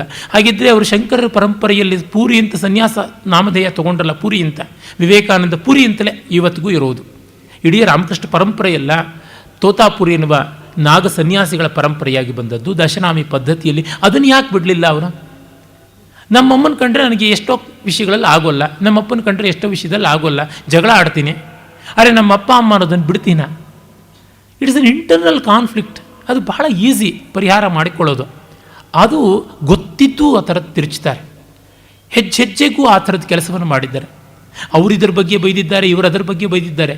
ಸರಿ, ಅವರು ಅದನ್ನು ಬಿಟ್ಟು ಹೋಗಿದ್ದಾರ? ಇಲ್ಲವಲ್ಲ. ಬಂಗಾಳದಿಂದ ಆ ಥರದ ಕೆಲಸ ಮಾಡಿದ್ರು. ಆ ಕಾಲದಲ್ಲಿ ಶ್ರೀರಾಮಕೃಷ್ಣ ಪರಮಹಂಸರ ಅವತಾರವಾಗಿ ಅವರು ಅಶಿಕ್ಷಿತನಾದ, ನಿರಕ್ಷರಿಯಾದ ಒಬ್ಬ ಪೂಜಾರಿ, ವಿಗ್ರಹಾರಾಧಕನೇ ಇರಬಾರ್ದು ಅಂತ ಹೊರಟ್ರೆ ಜ್ಞಾನದ ಪರಮ ತುದಿಯ ನಿರ್ವಿಕಲ್ಪ ಸಮಾಧಿಯನ್ನು ಮುಟ್ಟಿದಾಗಲೂ ಕೂಡ ಕಾಳಿ ಭಕ್ತರಾಗಿ ಉಳಿದಂಥ ಮಹಾವ್ಯಕ್ತಿ ರಾಮಕೃಷ್ಣ ಪರಮಹಂಸರು ಯೂನಿವರ್ಸಿಟಿಯ ಬ್ರಿಲಿಯಂಟ್ ಸ್ಟೂಡೆಂಟ್ಸ್ ಅಂತ ಹೇಳ್ತಕ್ಕಂಥ ಅಭೇದಾನಂದರು, ವಿವೇಕಾನಂದರು ಇತ್ಯಾದಿಗಳನ್ನೆಲ್ಲರನ್ನೂ ತಿರುಗಿಸ್ಬಿಟ್ರಲ್ಲ. ಯಾವ ಶಕ್ತಿ ಇರಬೇಕು ಸನಾತನ ಧರ್ಮಕ್ಕೆ? ಒಬ್ಬ ಅರ್ಚಕನ ಪದತಳದಲ್ಲಿ ಆ ಕಾಲದ ಮಹಾ ಮೇಧಾವಿಗಳು ಬಂದು ಕೂತ್ಕೊಂಡು ಕಣ್ಣೀರಿಡ್ತಾ ಇದ್ದರು ಅಂತಂದರೆ ರಾಮಕೃಷ್ಣ ಪರಮಹಂಸರ ವ್ಯಕ್ತಿತ್ವವೇ, ಅವರ ತಪಸ್ಸೇನೇ, ಅವರ ಅನುಭವವೇ ಯಾವ ಮಟ್ಟದ್ದಾಗಿತ್ತು ಅಂತ ಗೊತ್ತಾಗುತ್ತೆ. ಮೆಕಾಲೆ ಇಂಥ ಕೋಟಿ ಜನ ಬಂದರೂ ಏನೂ ಮಾಡೋಕ್ಕಾಗಲಿಲ್ಲ. ಮತ್ತು ನಾವು ಇವ್ರನ್ನ ಹೀಗೆ ಬದಲಾಯಿಸಿದ ಮೇಲೆ, ಇಂಗ್ಲೀಷ್ ವಿದ್ಯಾಭ್ಯಾಸ ಕೊಟ್ಟ ಮೇಲೆ ಮತಾಂತರವೇ ಮಾಡಬೇಕಾಗಿಲ್ಲ, ಭಾರತ ಸ್ವಾತಂತ್ರ್ಯಕ್ಕೆ ಸಂಗ್ರಾಮವೂ ಮಾಡೋದಿಲ್ಲ. ಈ ಜ್ಞಾನಸ್ತರದ ಚಟುವಟಿಕೆ, ದಿಸ್ ಇಂಟೆಲೆಕ್ಚುಯಲ್ ಆ್ಯಕ್ಟಿವಿಟಿ ನಾನು ಕೈಗೊಂಡಿರೋದು ನಂಗೆ ತುಂಬ ಸಂತೋಷ ಆಗಿದೆ, ಐ ಆಮ್ ಇಮ್ಮೆನ್ಸ್ಲಿ ಹ್ಯಾಪಿ ಅಂತ ಬರೀತಾನೆ. ಇಲ್ಲಿ ನೋಡಿ, ಒಂದಂತೂ ಅವನ ಪ್ರಾಫೆಸಿ ನಿಜವಾಯಿತು. ಇಂಗ್ಲೀಷ್ ಶಿಕ್ಷಣ ಸಿಕ್ಕೋಜಿ ರೀತಿಯಲ್ಲಿ ಸಿಕ್ಕಿಬಿಟ್ರೆ ಯಾರೂ ಹಿಂದೂಗಳಾಗಿರೋದಿಲ್ಲ ಅನ್ನೋದಂತೂ ನಮ್ಮಲ್ಲಿ ಸಾಬೀತಾಗಿಬಿಟ್ಟಿದೆ. ಅದಕ್ಕೆ ಕ್ಲಾಸಿಕ್ ಎಕ್ಸಾಂಪಲ್ ನೆಹರು, ಅದಕ್ಕೆ ಕ್ಲಾಸಿಕ್ ಎಕ್ಸಾಂಪಲ್ ರೋಮೆಲಾ ಥಾಪರು, RS ಶರ್ಮಾ, ಇನ್ನೂ ಬೇಕಾದಷ್ಟು ಜನ ಇದ್ದಾರೆ. ಬೇಕಾದಷ್ಟು ಉದಾಹರಣೆಗಳು ಕೊಡ್ಬೋದು. ಇಲಿಗಳಿಗೆ, ಸೊಳ್ಳೆಗಳಿಗೆ, ತಿಗಣೆಗಳಿಗೆ ಎಷ್ಟು ಬೇಕಾದರೂ ಲಕ್ಷೋಪಲಕ್ಷ ಅಲ್ಲ, ಕೋಟ್ಯಾನು ಕೋಟಿ ಸಂಖ್ಯೆಯನ್ನೆಲ್ಲ ಅವುಗಳಿರುತ್ತವೆ. Pets are always in great number. ಅದಕ್ಕೆ ನಾವೇನು ದೊಡ್ಡದು ಮಾಡಬೇಕಾಗಿಲ್ಲ. ಈ ರೀತಿಯಾದ ಒಂದು ಶನಿ ಸಂತಾನವನ್ನು ದೊಡ್ಡದಾಗಿ ಬೆಳೆಸೋದಕ್ಕೆ ಸಹಾಯಕಾರಿಯಾಯಿತು. ನೋಡಿ, ಎಷ್ಟರ ಮಟ್ಟಿಗೆ ವೈಜ್ಞಾನಿಕ ವಿಷಯಗಳಿಗೆ ಅವರು ವಿರೋಧಿಗಳು ಅಂದರೆ, ಇವರು ಯಾರೂ ವಿಜ್ಞಾನವನ್ನು ಮುಟ್ಟಲಿಲ್ಲ. ಈಗಲೂ ನಮ್ಮ ಕಮ್ಯುನಿಸ್ಟ್ಗಳಲ್ಲಿ ಯಾರು ಘನವಾದಂಥ ವಿಜ್ಞಾನ ಓದೋರಿದ್ದಾರೆ, ಯಾರು ಚೆನ್ನಾಗಿ ವಿಜ್ಞಾನ ಓದೋರು ಕಮ್ಯುನಿಸ್ಟ್ಗಳಾಗಿದ್ದಾರೆ. ಎರಡೂ ಆಗೋಕ್ಕೆ ಸಾಧ್ಯ ಇಲ್ಲ. ರಷ್ಯಾದ ಕಮ್ಯುನಿಸಮ್ ಮತಾಂಧತೆ ಎಂಥದ್ದಿತ್ತು ಅಂದರೆ, ಮೆಂಡಲ್ಸ್ ಥಿಯರಿ ಆಫ್ ಜೆನೆಟಿಕ್ಸನ್ನು ಪಾಠ ಮಾಡಲಿಲ್ಲ. ಆನುವಂಶಿಕವಾಗಿ ಗುಣಗಳು ಬೆಳೆಯುತ್ತೆ ಅಂತಂದರೆ ವರ್ಗ ಸಂಘರ್ಷ ಬರೋದಿಲ್ವಲ್ಲ ಅಂತ ಹೇಳಿಬಿಟ್ಟಿದ್ರು. ಆ ಥರದ ಅಬದ್ಧಗಳನ್ನು ಅಲ್ಲಿ ಮಾಡಿಕೊಂಡಿದ್ರು. ಅದು ಹೇಗೆ ತೊಪ ಕುಸ್ತು ಬಿತ್ತು ಅನ್ನೋದು ನಮಗೆ ಕಣ್ಣೆದುರಿಗೆ ಕಾಣಿಸ್ತಕ್ಕಂಥ ಉದಾಹರಣೆಯಾಗಿದೆ. ಈಗ ನಮ್ಮ JNU ಅಂತ ಯಾವುದಿದೆ, ಇವರ ಮೆಕ್ಕಾ ಅಂತ ಕರೀಬೇಕು, ಕಾಶಿ ಅಂತ ಕರೆಯೋದಕ್ಕೆ ನನಗಿಷ್ಟ ಆಗೋದಿಲ್ಲ. ಈ ಬುದ್ಧಿಜೀವಿಗಳ, ದುರ್ಬುದ್ಧಿಜೀವಿಗಳ ಮೆಕ್ಕಾ ಅನ್ನುವಂಥ ಜವಾಹರ್ಲಾಲ್ ನೆಹರು ಯೂನಿವರ್ಸಿಟಿ ಅಂತಿದೆಯಲ್ಲ, ಅಲ್ಲಿ ಸೈನ್ಸ್ ಡಿಪಾರ್ಟ್ಮೆಂಟ್ ಇಲ್ಲ. ಬಹಳ ಅರ್ಥಪೂರ್ಣವಾಗಿದೆ. ಒಂದು ವಿಶ್ವವಿದ್ಯಾಲಯದಲ್ಲಿ ಸೈನ್ಸ್ ಡಿಪಾರ್ಟ್ಮೆಂಟ್ ಇಲ್ಲ ಅಂದರೆ ಏನರ್ಥ? ವಿಜ್ಞಾನ ಸೋಂಕು ಬಿಟ್ಟರೆ ಸಾಕು, ಇವ್ರಿಗೆ ಬಂದುಬಿಡುತ್ತಲ್ಲ ಚಳಿ, ಜ್ವರ, ಕ್ಯಾನ್ಸರು, TB ಎಲ್ಲ.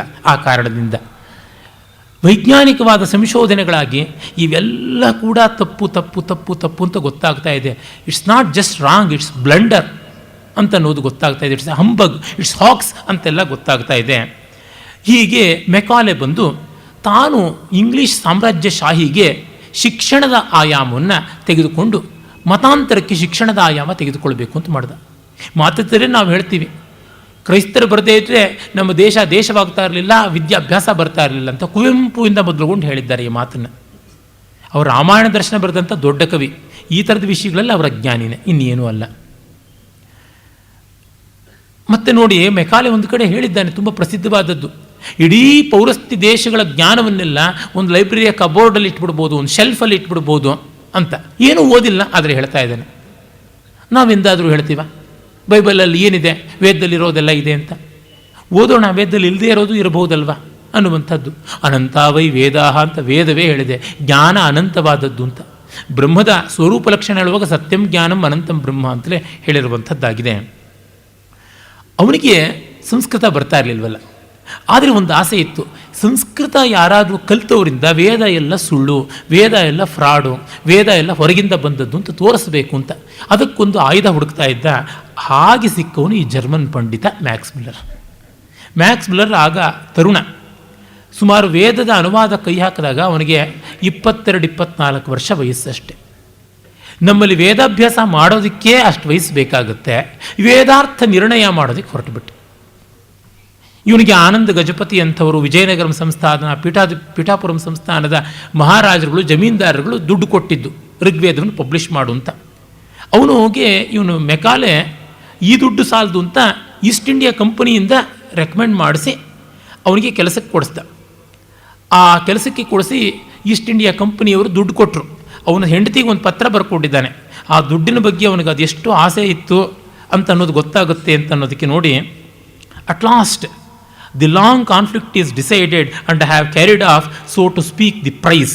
I can hardly believe that I have at last got what I have struggled for so long and I am to hand over to the company ready for the press 50 sheets each year. For this I have asked 200 a year. 200 pounds ಒಂದು ವರ್ಷಕ್ಕೆ ಬೇಕು, 50 page ಕೊಡ್ತೀನಿ ಒಂದು ವರ್ಷಕ್ಕೆ ಅಂತ, ಒಂದೊಂದು ತಿಂಗಳಿಗೆ 50 page ಒಂದು ವರ್ಷಕ್ಕೆ ಕೊಡ್ತೀನಿ ಅಂತ ಹೇಳ್ಬಿಟ್ಟು 4 sheets, and it was only yesterday that it was officially settled as the work will be above 400 sheets. I have a certain position for next 8 years. ಹೊಟ್ಟೆಪಾಡಿಗಾಗಿ ದುಡ್ಡಿನ ಆಸೆಯಿಂದ, ಮತಾಂಧತೆಯಿಂದ, ತನ್ನ ರಕ್ತ ಬಣ್ಣದ ಅಹಂಕಾರದಿಂದ, ಎಲ್ಲಕ್ಕೂ ಮಿಗಿಲಾಗಿ ಅಜ್ಞಾನದಿಂದ ಮಾಡಿದ ಕೆಲಸ ಅವನು. ಇನ್ನೇನಂತಿರಬೇಕು ನೋಡಿ. ಹೆಂಡತಿ ಹೇಳ್ತಾನೆ, ಮತ್ತು ತಾಯಿಗೆ ಬರೆದ ಪತ್ರ ಇದು.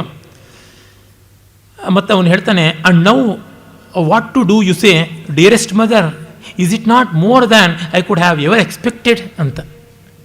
ಒಳ್ಳೆ ಸಂಬಳ, ಕೂಲಿಗೋಸ್ಕರವಾಗಿ ಕೆಲಸ ಮಾಡಿದವನು ಯಾವ ಘನವಾದ ಕೆಲಸ ಮಾಡಿರ್ತಾನೆ.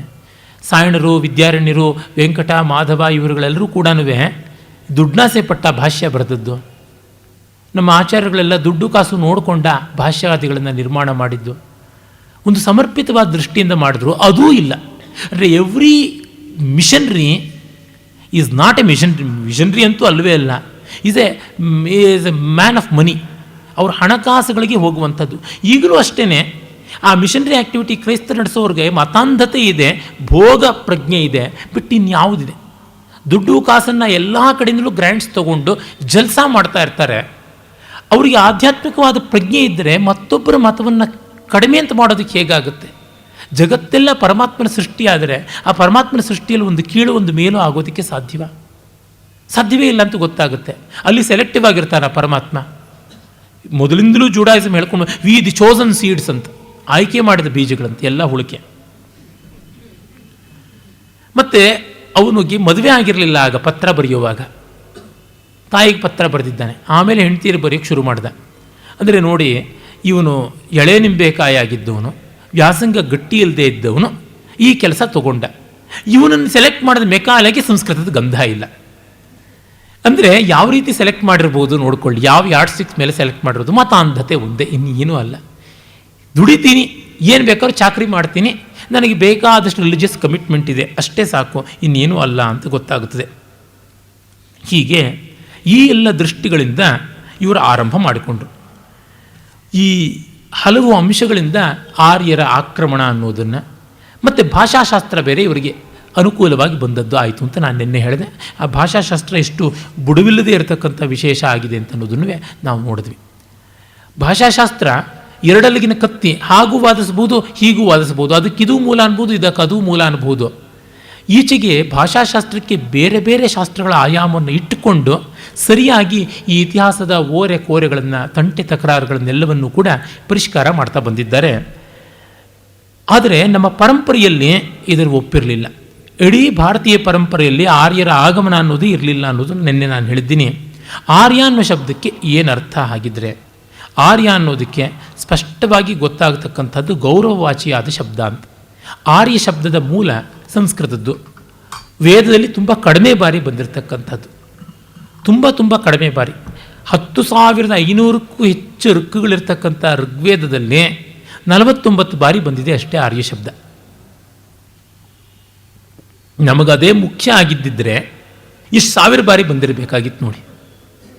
ಇಂದ್ರ ಶಬ್ದ, ಅಗ್ನಿ ಶಬ್ದ ಸಾವಿರಾರು ಬಾರಿ ಬಂದಿದೆ.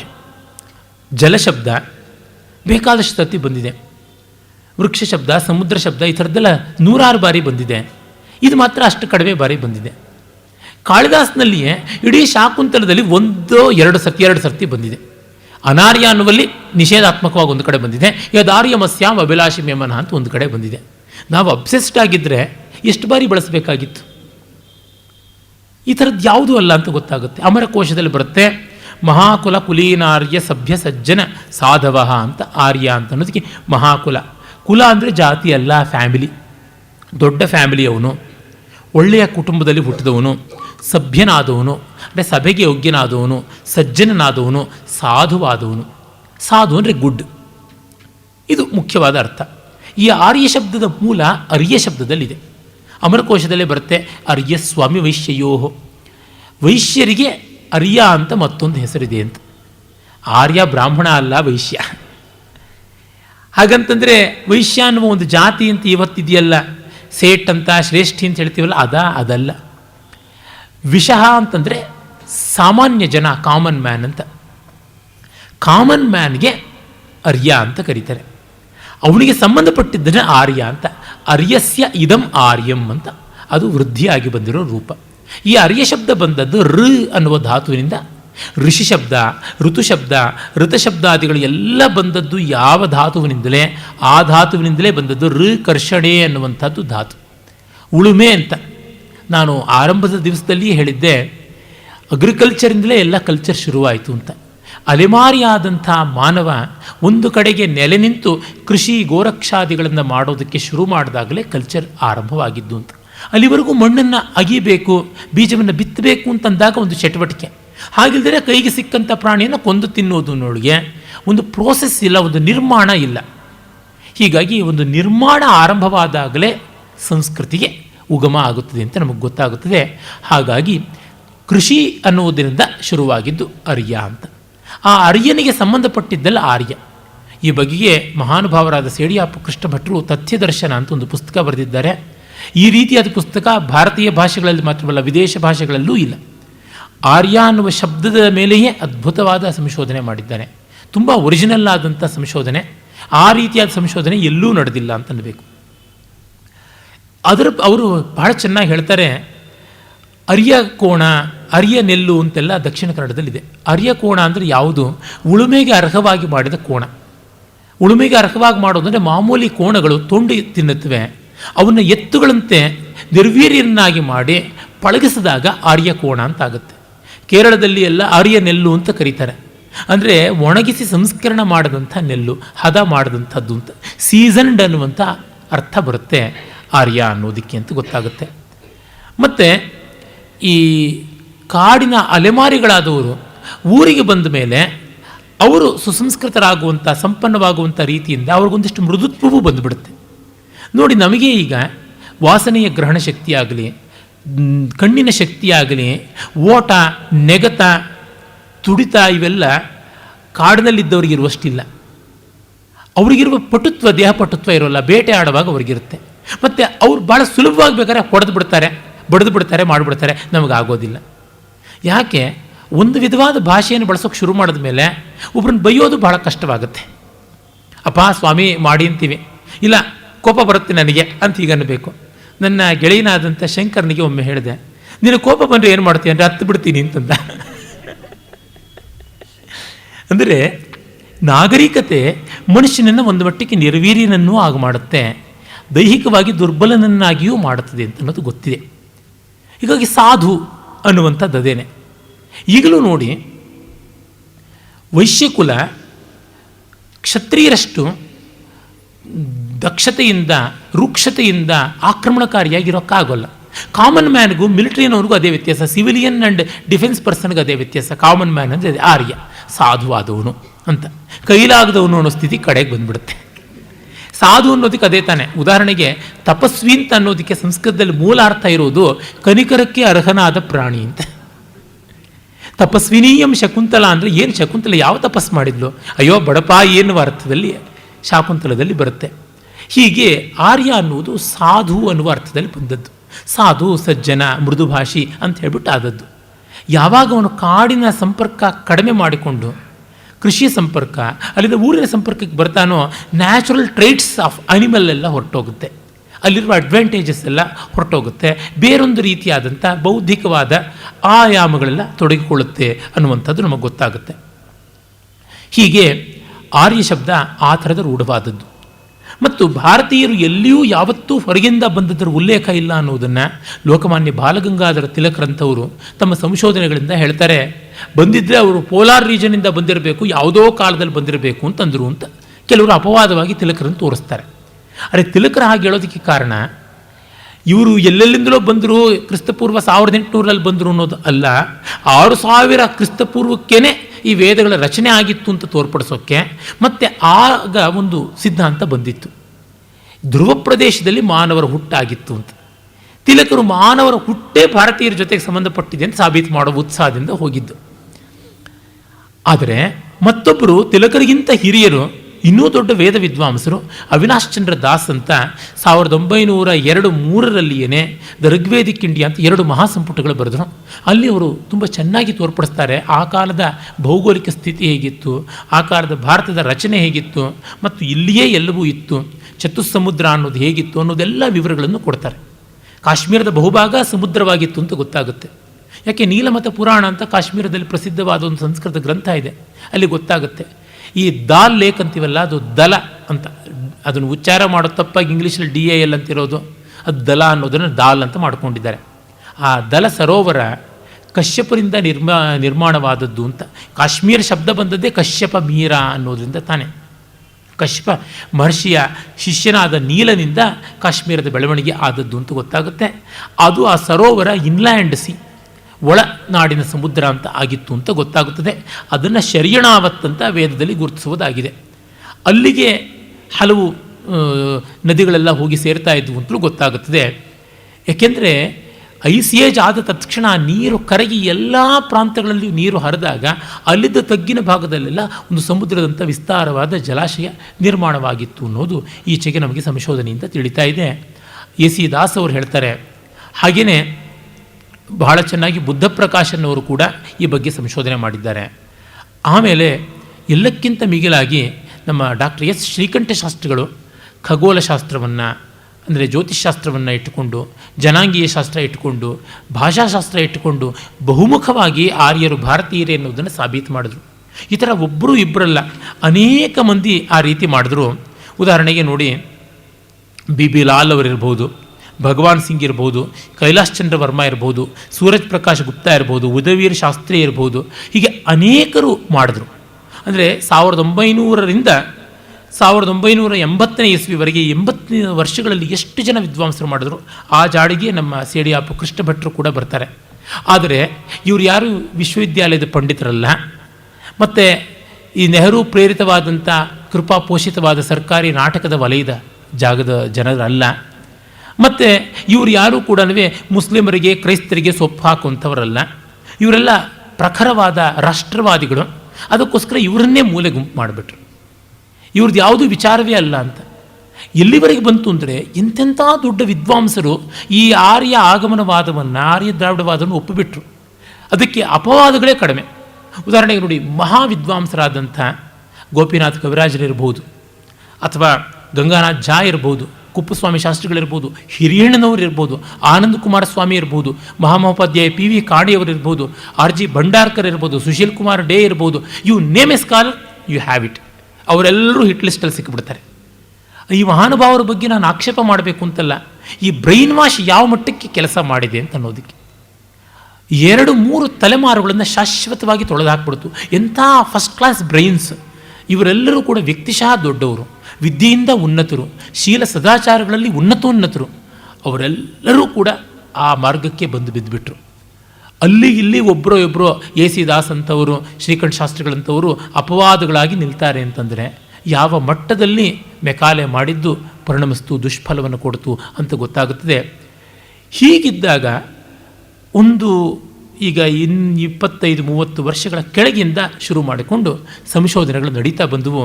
ಆ ಯುವ ವಿದ್ವಾಂಸರು ಈಗ ಪ್ರಬುದ್ಧ ವಿದ್ವಾಂಸರಾಗಿದ್ದಾರೆ. ಅವರ ಪರಿಶ್ರಮ ಬಹಳ ದೊಡ್ಡದಾಗಿ ಆರ್ಯರ ದೇಶೀಯತೆ ಪ್ರತಿಪಾದಿತವಾಗಿದೆ. ವೇದಗಳ ಪ್ರಾಚೀನತೆ ಮತ್ತು ಸರ್ವಮೂಲೀಯತೆ ಗೊತ್ತಾಗ್ತಾ ಇದೆ. ಆ ವಿವರಗಳನ್ನು ನಾಳೆ ನೋಡೋಣ. ನಮಸ್ಕಾರ.